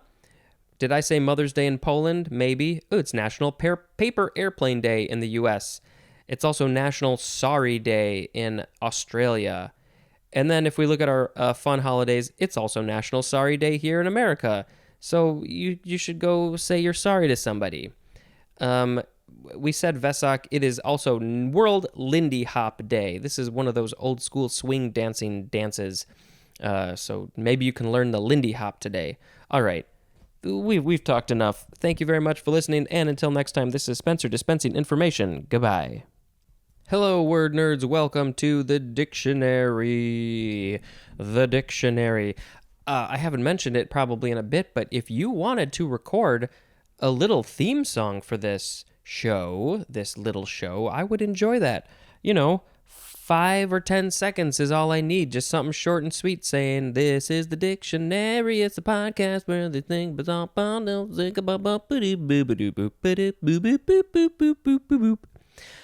I have not a correction exactly, but in yesterday's episode, I said it was National Sorry Day that I guess originated, it's in Australia, but the U.S. also celebrates it. I want to give a little bit more context because I think it's actually really important. I clicked on the link. It says it is National Sorry Day reminds the colonist-descended people of the nation to remember the mistreatment of Aboriginal and Torres Strait Islander people. There's more, but I think you get the picture. The Aboriginal people, the people who were indigenous to Australia, this obviously is all over the world, but this one is specifically about Australia. They have not been treated well. This is not news to anybody, but it was terrible, and they are still being mistreated, and I am sure that they're not getting the respect that they deserve. I feel so bad that the white people, basically, the people that I have essentially descended from, have done this to people all over the world, and it sucks. So that's what National Sorry Day is. Sorry for doing this. I hope that it can be more than just saying sorry. But yeah, I think I mentioned this before. I was lucky enough to visit Australia, Melbourne, as they say specifically, and there is a great little sort of park area. I think it's called the William Ricketts National Park or something like that, and it was actually a white guy who made all this art that then got put into these woods, this forest, but it was all art of Aboriginal people. Because he loved them so much. And it's just a really, really cool place. If you ever get the chance to go over there, I think I probably mentioned this when I talked about the word Aboriginal or something. But it's very cool. Anyway, let's talk about the words. The first word is cheroot or cheroot. Cheroot. Noun from circa 1679. A cigar cut square at both ends. Why would it be cut square? Does that mean that the cigar is shaped like a square, or is it cut? It's cut like, I don't know. I don't get it. But it's a cigar cut square at both ends. This is from the Tamil word kurutu, which literally means roll. R-O-L-L. Now I want a roll, like a bread roll of some kind. All right. Next we have cherry. Cherry, red cherry, noun from the 14th century. 1a, any of numerous trees and shrubs of the rose family that I bet you didn't know a cherry was from the rose family, that bear pale yellow to deep red or blackish smooth-skinned drupes enclosing a smooth seed, and that includes some cultivated for their fruits or ornamental flowers. Compare to the synonyms sour cherry and sweet cherry. The genus name, by the way, is Prunus. Next is 1b, the fruit of a cherry. 1c, the reddish-brown wood of a cherry, especially the number 2 definition for black cherry. Growing up, my parents had a friend who had a cherry tree in their backyard, so I just remember picking cherries from it, and then she would make cherry pie, and that's probably why I love cherry pie so much. Let's see. I mean, all pies are great, but anyway. Number 2, a variable color averaging a moderate red. 3a, the synonym is hymen, And 3B, the synonym is virginity. That is, I would guess that would be sort of slang. It doesn't say slang, but I think that would be considered slang. Yeah, sometimes people call it that. Cherry-like is an adjective. This is from Middle English cherry with one R, from Anglo-French cherise, spelled a couple ways. Let's see, from the Latin kerasus, which means cherry tree, from Greek kerasos. That probably also means cherry tree. Next is cherry bomb. 2 words, noun from 1953. A powerful, globular, red firecracker. I never used one of these. I was a good kid. I didn't make cherry bombs or do that whole thing. But I guess some people did. Now there's a song. Is it Cherry Bomb? Cherry Bomb. I can't remember if it's Cherry Bomb or Cherry something else. But you know what I'm talking about. Next is cherry pick. 2 words with a hyphen. This is a verb from 1965 starting with intransitive. To select the best or most desirable. Transitive says to select as being the best or most desirable. Also, to select the best or most desirable from. As in, cherry picked the art collection.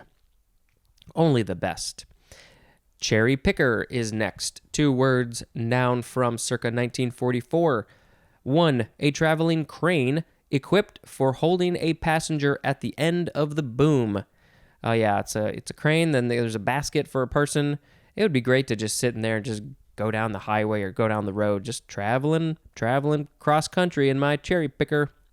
I think I got a sneeze. Yes, I did. And then number 2 for cherry picker, 1 who cherry picks. Next is cherry stone, 1 word, noun from 1872. It is a small quahog, Quahog. That's the name of the town, I think, in Family Guy. Are those also the names of like clams or mussels or something? And then do they call them cherry stones? Why would they do that? Next is cherry tomato, 2 words, noun from 1847. A small globose red or orange tomato born in long, dense clusters. Also, a tropical American plant bearing cherry tomatoes. The scientific name is Lycopersicon esculentum carassiforme. There are 3 words. I'm not going to say them again. Next is cherry wood, all 1 word, noun from 1821.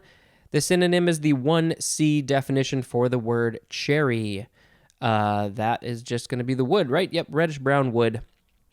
Next is, you could say chert or chart or chat. It is spelled Chert, noun from 1679. A rock resembling flint and consisting essentially of a large amount of fibrous chalcedony with smaller amounts of cryptocrystalline quartz and amorphous silica. And cherty or chati is an adjective. The episode that aired today, April 25th, had the word chalcedony in it, so I know it's a quartz. The origin of this word, by the way, is unknown. Next is cherub, Cherub, noun from the 13th century. 1 is plural, an order of angels. And then it says to see the celestial hierarchy. Number 2 is also plural. So 2A, a beautiful, usually winged child in painting and sculpture. Beautiful might be a subjective word. They're very cute, I guess. Let's see, 2B, an innocent-looking, usually chubby and rosy person. Cherubic is an adjective, and cherubically is an adverb, and cherub-like is an adjective. Where does this come from? It's Latin from Greek cherub, from the Hebrew kerub, Kerubh. So cherub comes from the Hebrew word. Next is chervil. Something like that. Chervil, just like it sounds. Noun from the before the 12th century. An aromatic herb of the carrot family with divided leaves that are often used in soups and salads. Also, any of several related plants. And the scientific name is Anthriscus carifolium. The etymology says this is from Old English carfil, from Latin carifolium, modified of the Greek karithylon from cherine, which means to rejoice, plus phylon, which means leaf. So rejoicing, the leaves. There's more at the words yearn and blade. Yeah, okay. Interesting. Next, we have Chesapeake Bay Retriever. 3 words. Chesapeake Bay have capital letters at the beginning, and then retriever, so it must be a dog. Noun from 1891.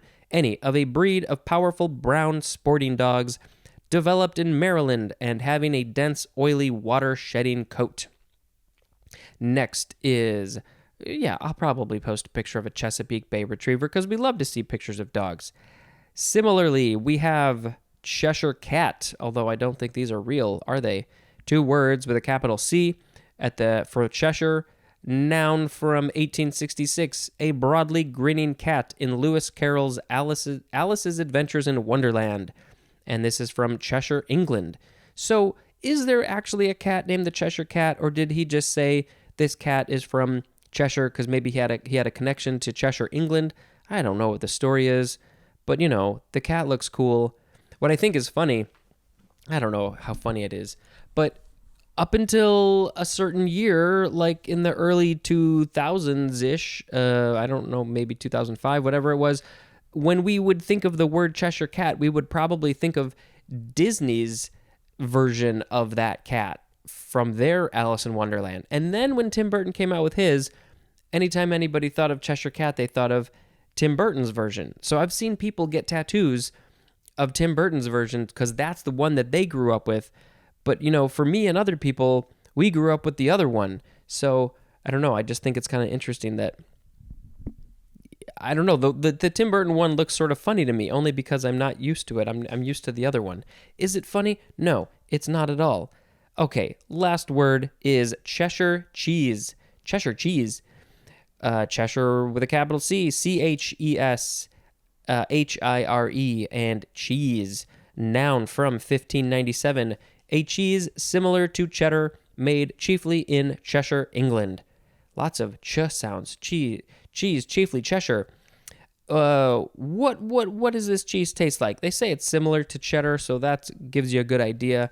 But now I just want to see a Cheshire Cat made out of Cheshire cheese. It's probably happened. Maybe I should find it.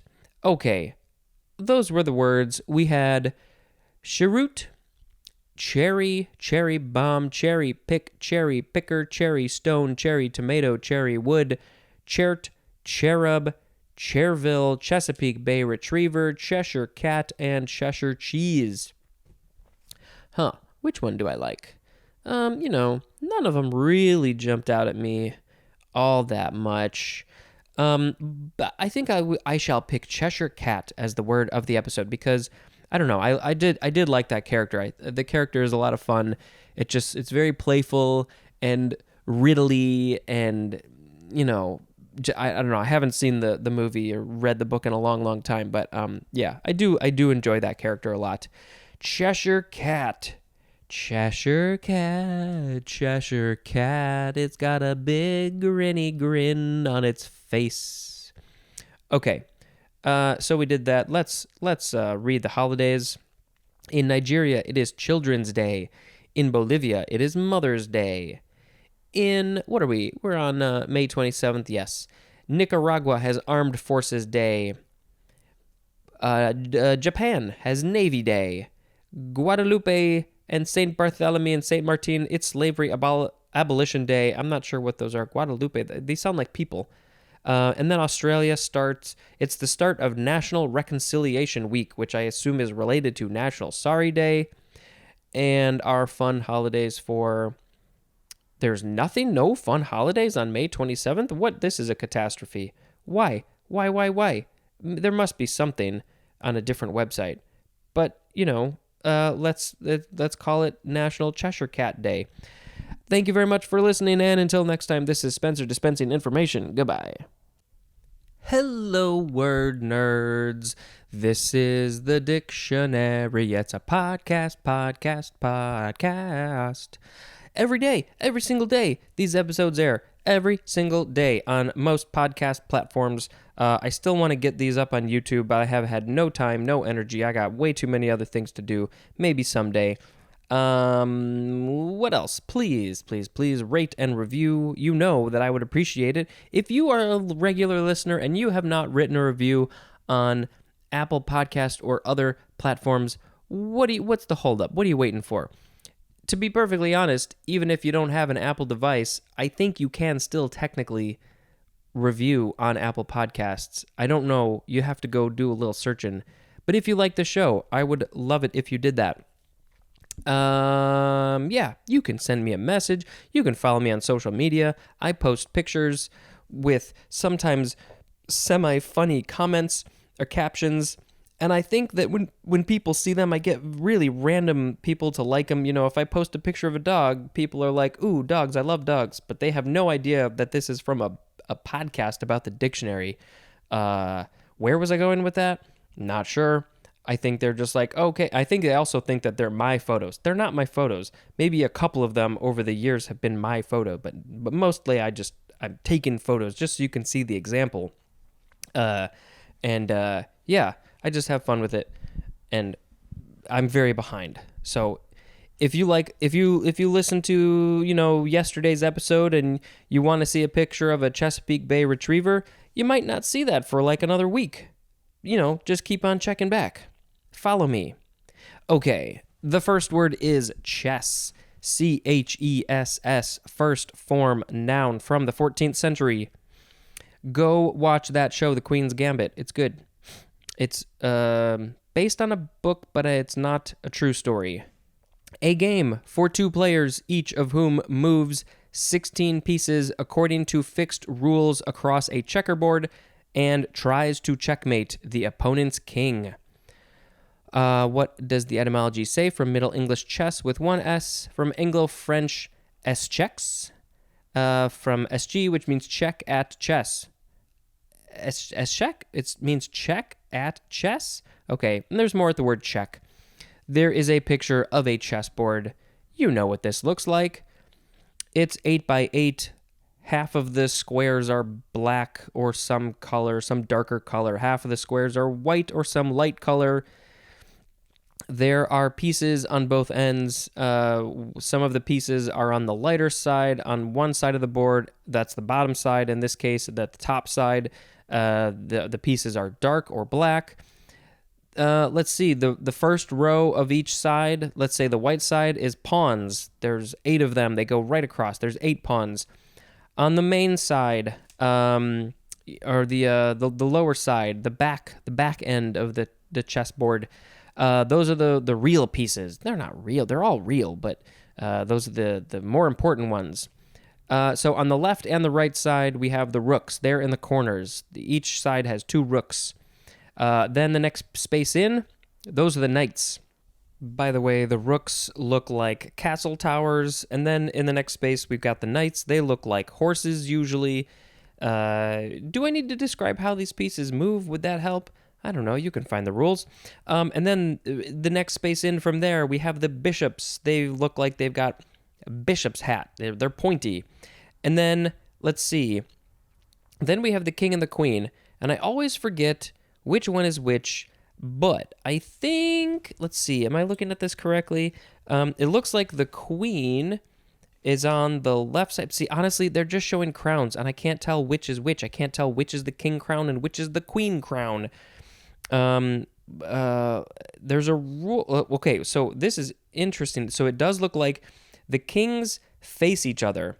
So if you're white, the king is on maybe the left or the right side, and then straight ahead, all the way on the other side of the board, is also the king or the queen, whichever one it is. So that, I think, the king maybe goes on its own color's space. So if the king is white, then it's on the white space. If the king is black, it's on the black space. I think that might be correct, or vice versa, or it's on the opposite one. Not sure. This one isn't super clear on which is the king and which is the queen, but I think the king goes on its own space's color, its own color's space. Did I say that right? I don't know. All right. Second form of chess. Noun from 1736. 1. A weedy annual European bromgrass, widely naturalized in North America as a weed, especially in grain. And the scientific name is Bromus secalenus. Number 2. Any of several weedy bromgrasses related to chess. Next is chessboard. One word, noun from the 15th century. A checkerboard used in the game of chess. It's the same thing as a checkerboard. Next is chessman. Noun from the 15th century. Any of the pieces used in chess. But would the queen be a chessman? Why would you call these pieces chessmen or chessman? Interesting. We had some chess pieces in Alice in Wonderland, and in the last episode we had Cheshire Cat, which is also from Alice in Wonderland. I think we had chess. Yeah, there's the queen. I don't know. I don't remember it so good. Next is chess pie. 2 words, noun from 1932. A pie or tart with a filling made especially of eggs, butter, and sugar. This says it's perhaps an alternative of chest with a T. How did it become chess pie? And what makes a chess pie a chess pie? Lots of desserts have eggs, butter, and sugar. So what? I need some more information here, please. All right, next we have chest. Noun from before the 12th century. 1A. A container for storage or shipping, especially a box with a lid, used especially for the safekeeping of belongings. 1B. A cupboard, used especially for the storing of medicines or first aid supplies. 2. The place where money of a public institution is held. The synonym is treasury, and then also the fund so kept. 3A. The synonym is the number 1 definition for the word thorax. That's like your chest is the thorax of your body. And then especially the part of the human body enclosed by the ribs and sternum. 3B. We have the number 2A definition for the word breast, as in a hairy chest. Chest full is a noun. I guess I have a semi-hairy chest and belly, 'cause that's what I got. I don't know what any of that means. This is from Old English chest or chist, which means chest or box, from the Latin cista, which is from the Greek kisti, which means basket or hamper. Next is chested, adjective from 1662, having a chest of a specified kind, and this is used in combination, as in flat-chested. Next is Chesterfield, noun from 1852. 1. A single-breasted or double-breasted semi-fitted overcoat with velvet collar. This sounds fancy. Number 2. A Davenport, usually with upright armrests. I don't know what a Davenport is, but this is from a 19th century Earl of Chesterfield. It says a 19th century.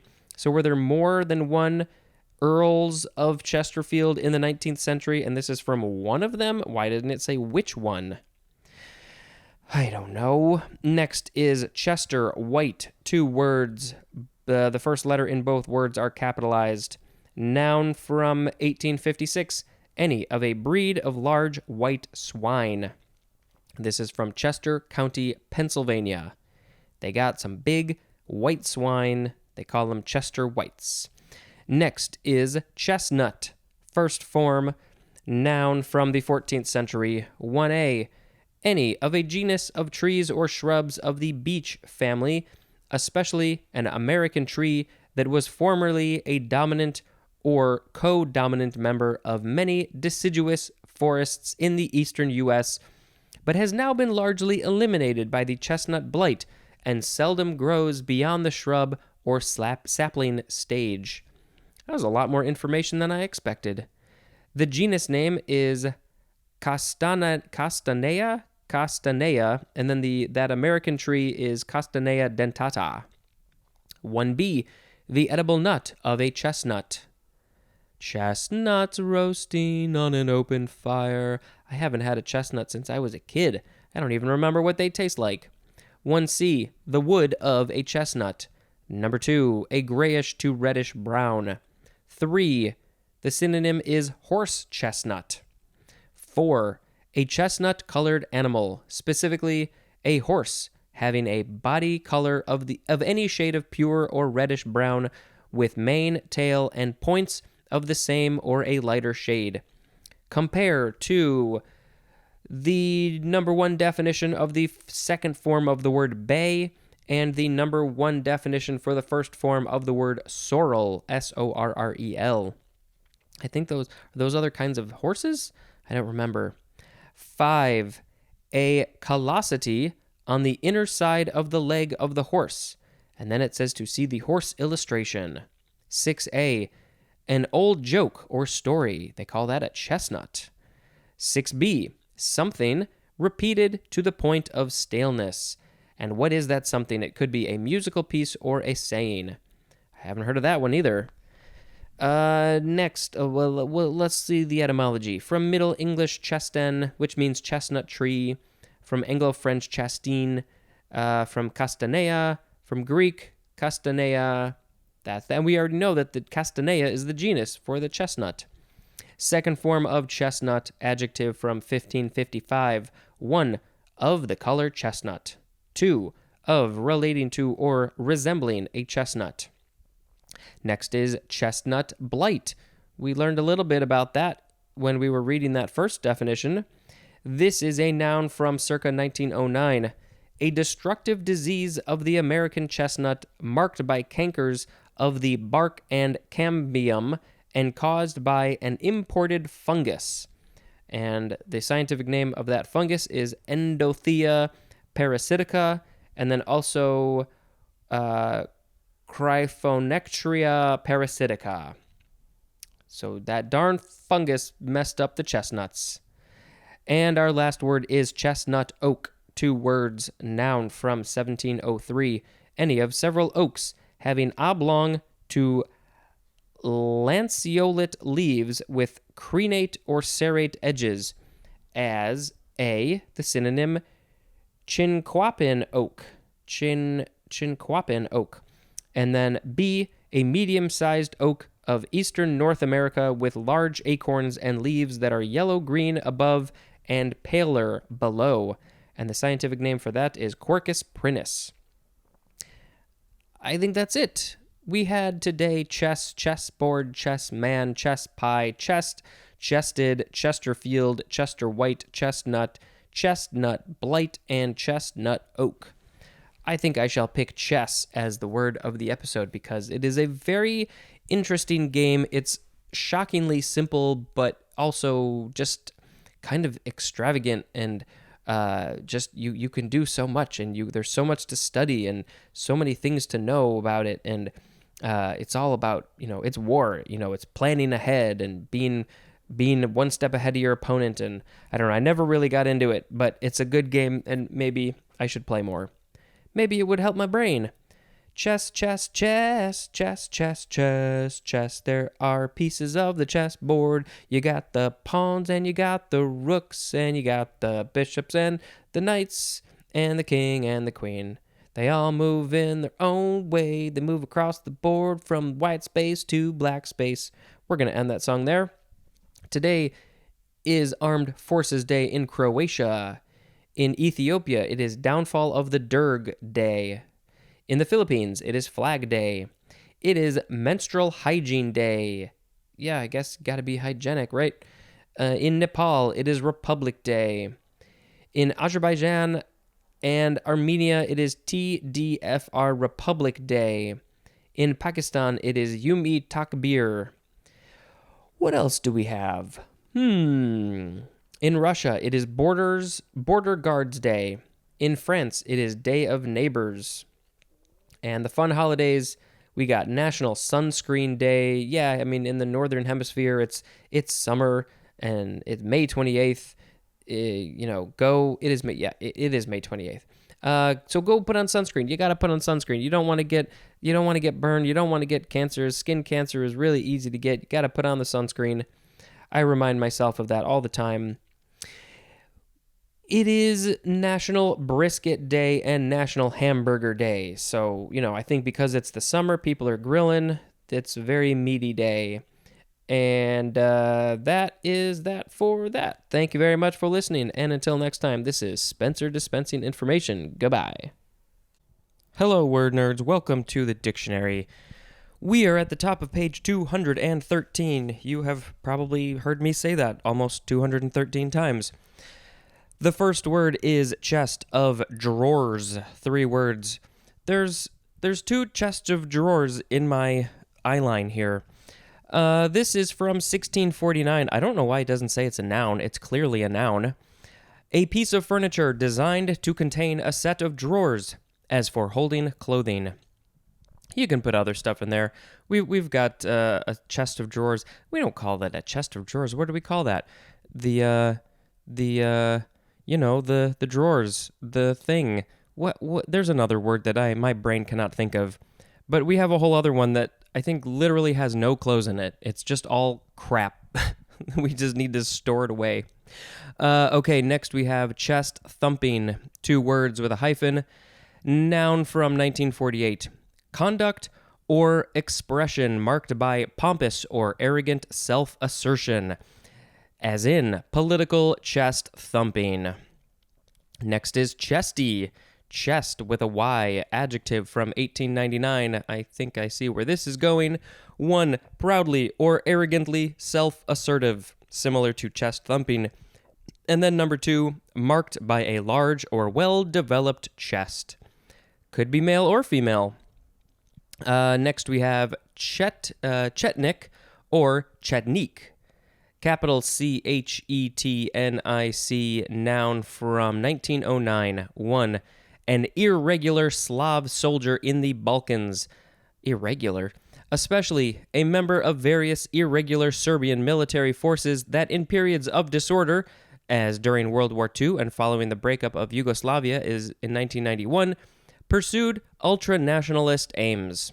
And number 2, an ultra-nationalist Serb. Let's see, this is from the Serbian Chetnik, which is from Cheta, which means band or troops. Next we have Chetrum, or just Chetrum. Chetrum, noun from 1973. It just says to see the word, how do you pronounce this? Ngultrum in the money table. Ngultrum. NG would be like an ing sound in my brain. Ngultrum. This is a Tibetan word, so in Tibet, that's probably their money, or at least used to be. Sometimes it changes. Next we have cheval de frise. Cheval de frise. It is spelled CHEVAL-DE-FRIZE.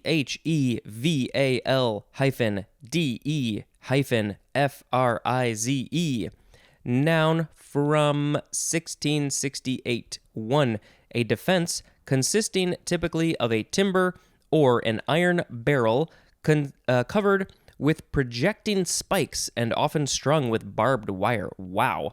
Maybe we need to find a picture of this. Defense consisting timber, iron barrel, spikes, and barbed wire.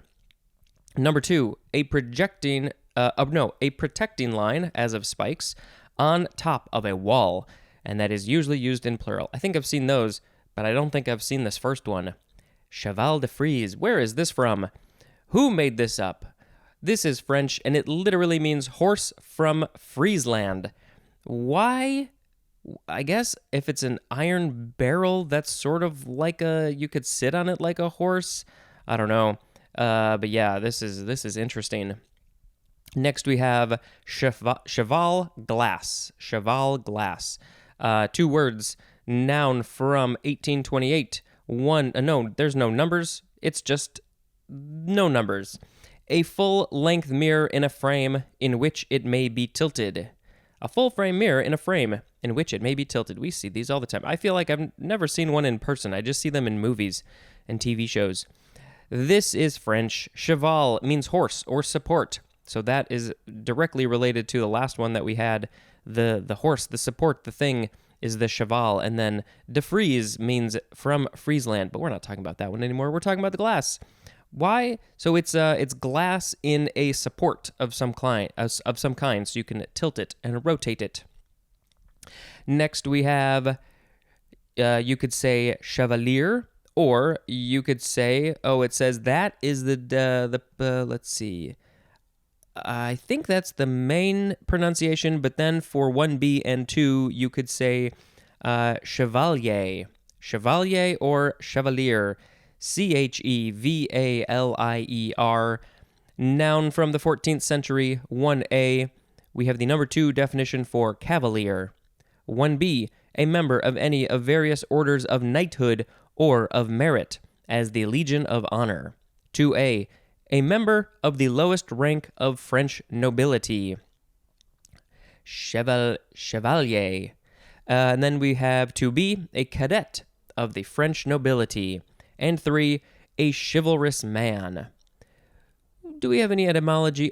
So this is also related to cheval de Frise and cheval glass because it is from the Middle English, from Anglo-French, from Latin, caballarius, which means horseman.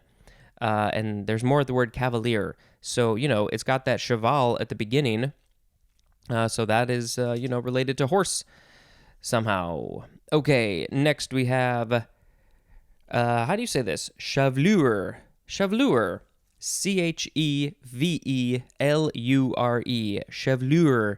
Noun from the 15th century. It is a head of hair. That's all it is. It is from Old French chevelure, from Latin capellatura, from Latin capellatus, which means having long hair, from capillus, which means hair. But I mean, it says long hair there, but the definition says a head of hair. So if you just have any hair at all, does that mean that you have a chevelure? But if you have long hair, then you definitely have chevelure. Where does this get you? Who uses this? Is it just French people? I mean, it's clearly in the English language because it's in this English dictionary. I have my chevelure is getting a bit on the shaggy side, so I need to get it cut. But it's also getting curly again. Okay, next we have cheviot. Cheviot or cheviot. Cheviot. Cheviot. This is a noun from 1815. 1. Any of a breed of hardy, hornless, relatively small sheep that are a source of quality mutton and have their origin in the Cheviot Hills. And, the pronunciation Cheviot with the CH sound is British, so I'm guessing the Cheviot Hills are in England somewhere. But I could be wrong. We don't really have sheep over here in America. I mean, we do, but it's not like they're not like roaming the roads like they are in other places. 2A, a fabric of Cheviot wool. 2B, a heavy, rough-napped plain or twill fabric of coarse wool or worsted. 2C, a sturdy, soft finished plain or twill cotton shirting. No etymology for this. Next we have, this is one of those French words I have a hard time saying. I guess you could just say chèvre. Chèvre. Chevre. There is an accent over the first E. It starts up high on the left and goes down to the right. Noun from 1950. This synonym is just goat cheese. I think you've probably seen this word on the containers in the grocery store. If you're looking at the goat cheese containers, it's chèvre. This is French, and it literally means goat. From Old French, chèvre, from Latin, capra, which means she-goat, from capere, which means he-goat. Now, I guess, you probably just get the cheese or the milk. Yeah, not the cheese. They don't make cheese. They make milk. You get the cheese from the she-goat, which is the capra, and of course, that is from the male word, which of course there are issues with that, but we're stuck with those words. From capere, he goat, and there's more at the word capriole. I have at work, we just did this big event, over the last couple of weeks that when I'm recording this, and I wasn't privy to this conversation, but I guess somebody told somebody else that they like goat milk, and then he sent her some goat milk, which she was not expecting at all, and I just thought that was funny. Here's some random goat milk. Next, we have chevron. Now this chevron, something like that. Chevron, noun from the 14th century. A figure. Oh, so there's no numbers, but we have a main definition, but then we have an A and a B. A figure, pattern, or object having the shape of a V or an inverted V, as a heraldic charge consisting of two diagonal stripes meeting at an angle, usually with the point up. And then B, a sleeve badge that usually consists of one or more chevron-shaped stripes that indicates the wearer's rank and service, as in the armed forces. And this is from Middle English, chevron, from Anglo-French, which I assume is just the same word because it doesn't tell me. That means rafter or chevron. From the vulgar Latin caprion or caprio, which means rafter. Well, I don't understand. I mean, I think of a boat rafter, a person in a raft, but I don't think that's what that is. And it is akin to the Latin capere, which means goat. Why are goats related to the chevron pattern? I shall never understand. And our last word is chew. We have two forms. CHEW, first form verb from before the 12th century, starting with transitive. 1. To crush, grind, or gnaw as food, with or as if with the teeth. And the synonym, a lot of people don't know this one, is masticate. Masticate your food. You got to make sure that you you chew it real good. If you chew it, I'm sure I've said this before, you got to make sure it's real slimy and mushy and almost liquidy before you swallow it, because then your digestive system can process it better. If you're chewing barely at all and you swallow big chunks of food, your digestive system is going to be like, "What are you doing to me? Now I have to work so much harder to process this food. Why couldn't you have given it to me in its smallest possible pieces?" So go chew your food. 2. To injure, destroy, or consume as if by chewing. And that is usually used with the word up, as in chewing up profits. Intransitive says to chew something, specifically to chew tobacco. Please don't do that. Chewable is an adjective. Chewer is a noun. Chewy, CHEWY, is an adjective. It's also the name of a Wookiee. Couple of phrases. Chew on, that means to think about. Synonym is ponder, as in chewing on the new developments. Ooh, what are the new developments? I want to know. Chew the fat. Also, chew the rag. They mean the same thing, I guess. That means to make friendly, familiar conversation. Synonym is chat. And I must have seen this when we got to the word chat, so I have a vague memory of this, but I totally forgot that the word chat is from, I think, chew the fat, combined to just chat. Also, why? Why does this phrase chew the fat, chew the rag? Who made these phrases up? They seem very odd to me. Let's look at the etymology. From Old English, I assume it's pronounced Chiawan, but it is spelled Siawan. It is akin to the Old High German Kiowan with a K, which means to chew, from the Russian chevat. And then the second form of chew is a noun from the 13th century. 1, the act of chewing, and 2, something for chewing. So today we had chest of drawers, chest thumping, chesty, chetnik, cheatrum, cheval de frise, cheval glass, chevalier or chevalier, chevelure, cheviot, chevre, chevron, and chew. Well, as much as I want to pick the cheval de frise as the word of the episode, I'm going to pick chevron as the word of the episode. We are a Twin Peaks household. My wife really, really loves Twin Peaks, and of course now I love it. And they have the chevron pattern in there a lot. It's a zigzag. You know, you've seen it. You know what it is. But yeah. So anytime we see a chevron pattern, we're like, ooh, Twin Peaks. So that is my word of the episode. How do I sing a song about chevron? Well, the theme song goes something like doom, doom, doom. So, blah, blah, blah. Chevron, chevron. I can't think of the song. Doom. The theme music is very chill. There's not a lot going on there, but it's very nice. Chevron,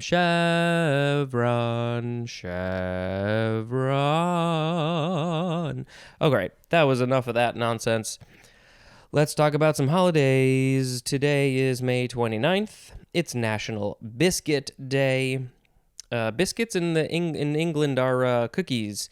So which biscuit are we talking about here?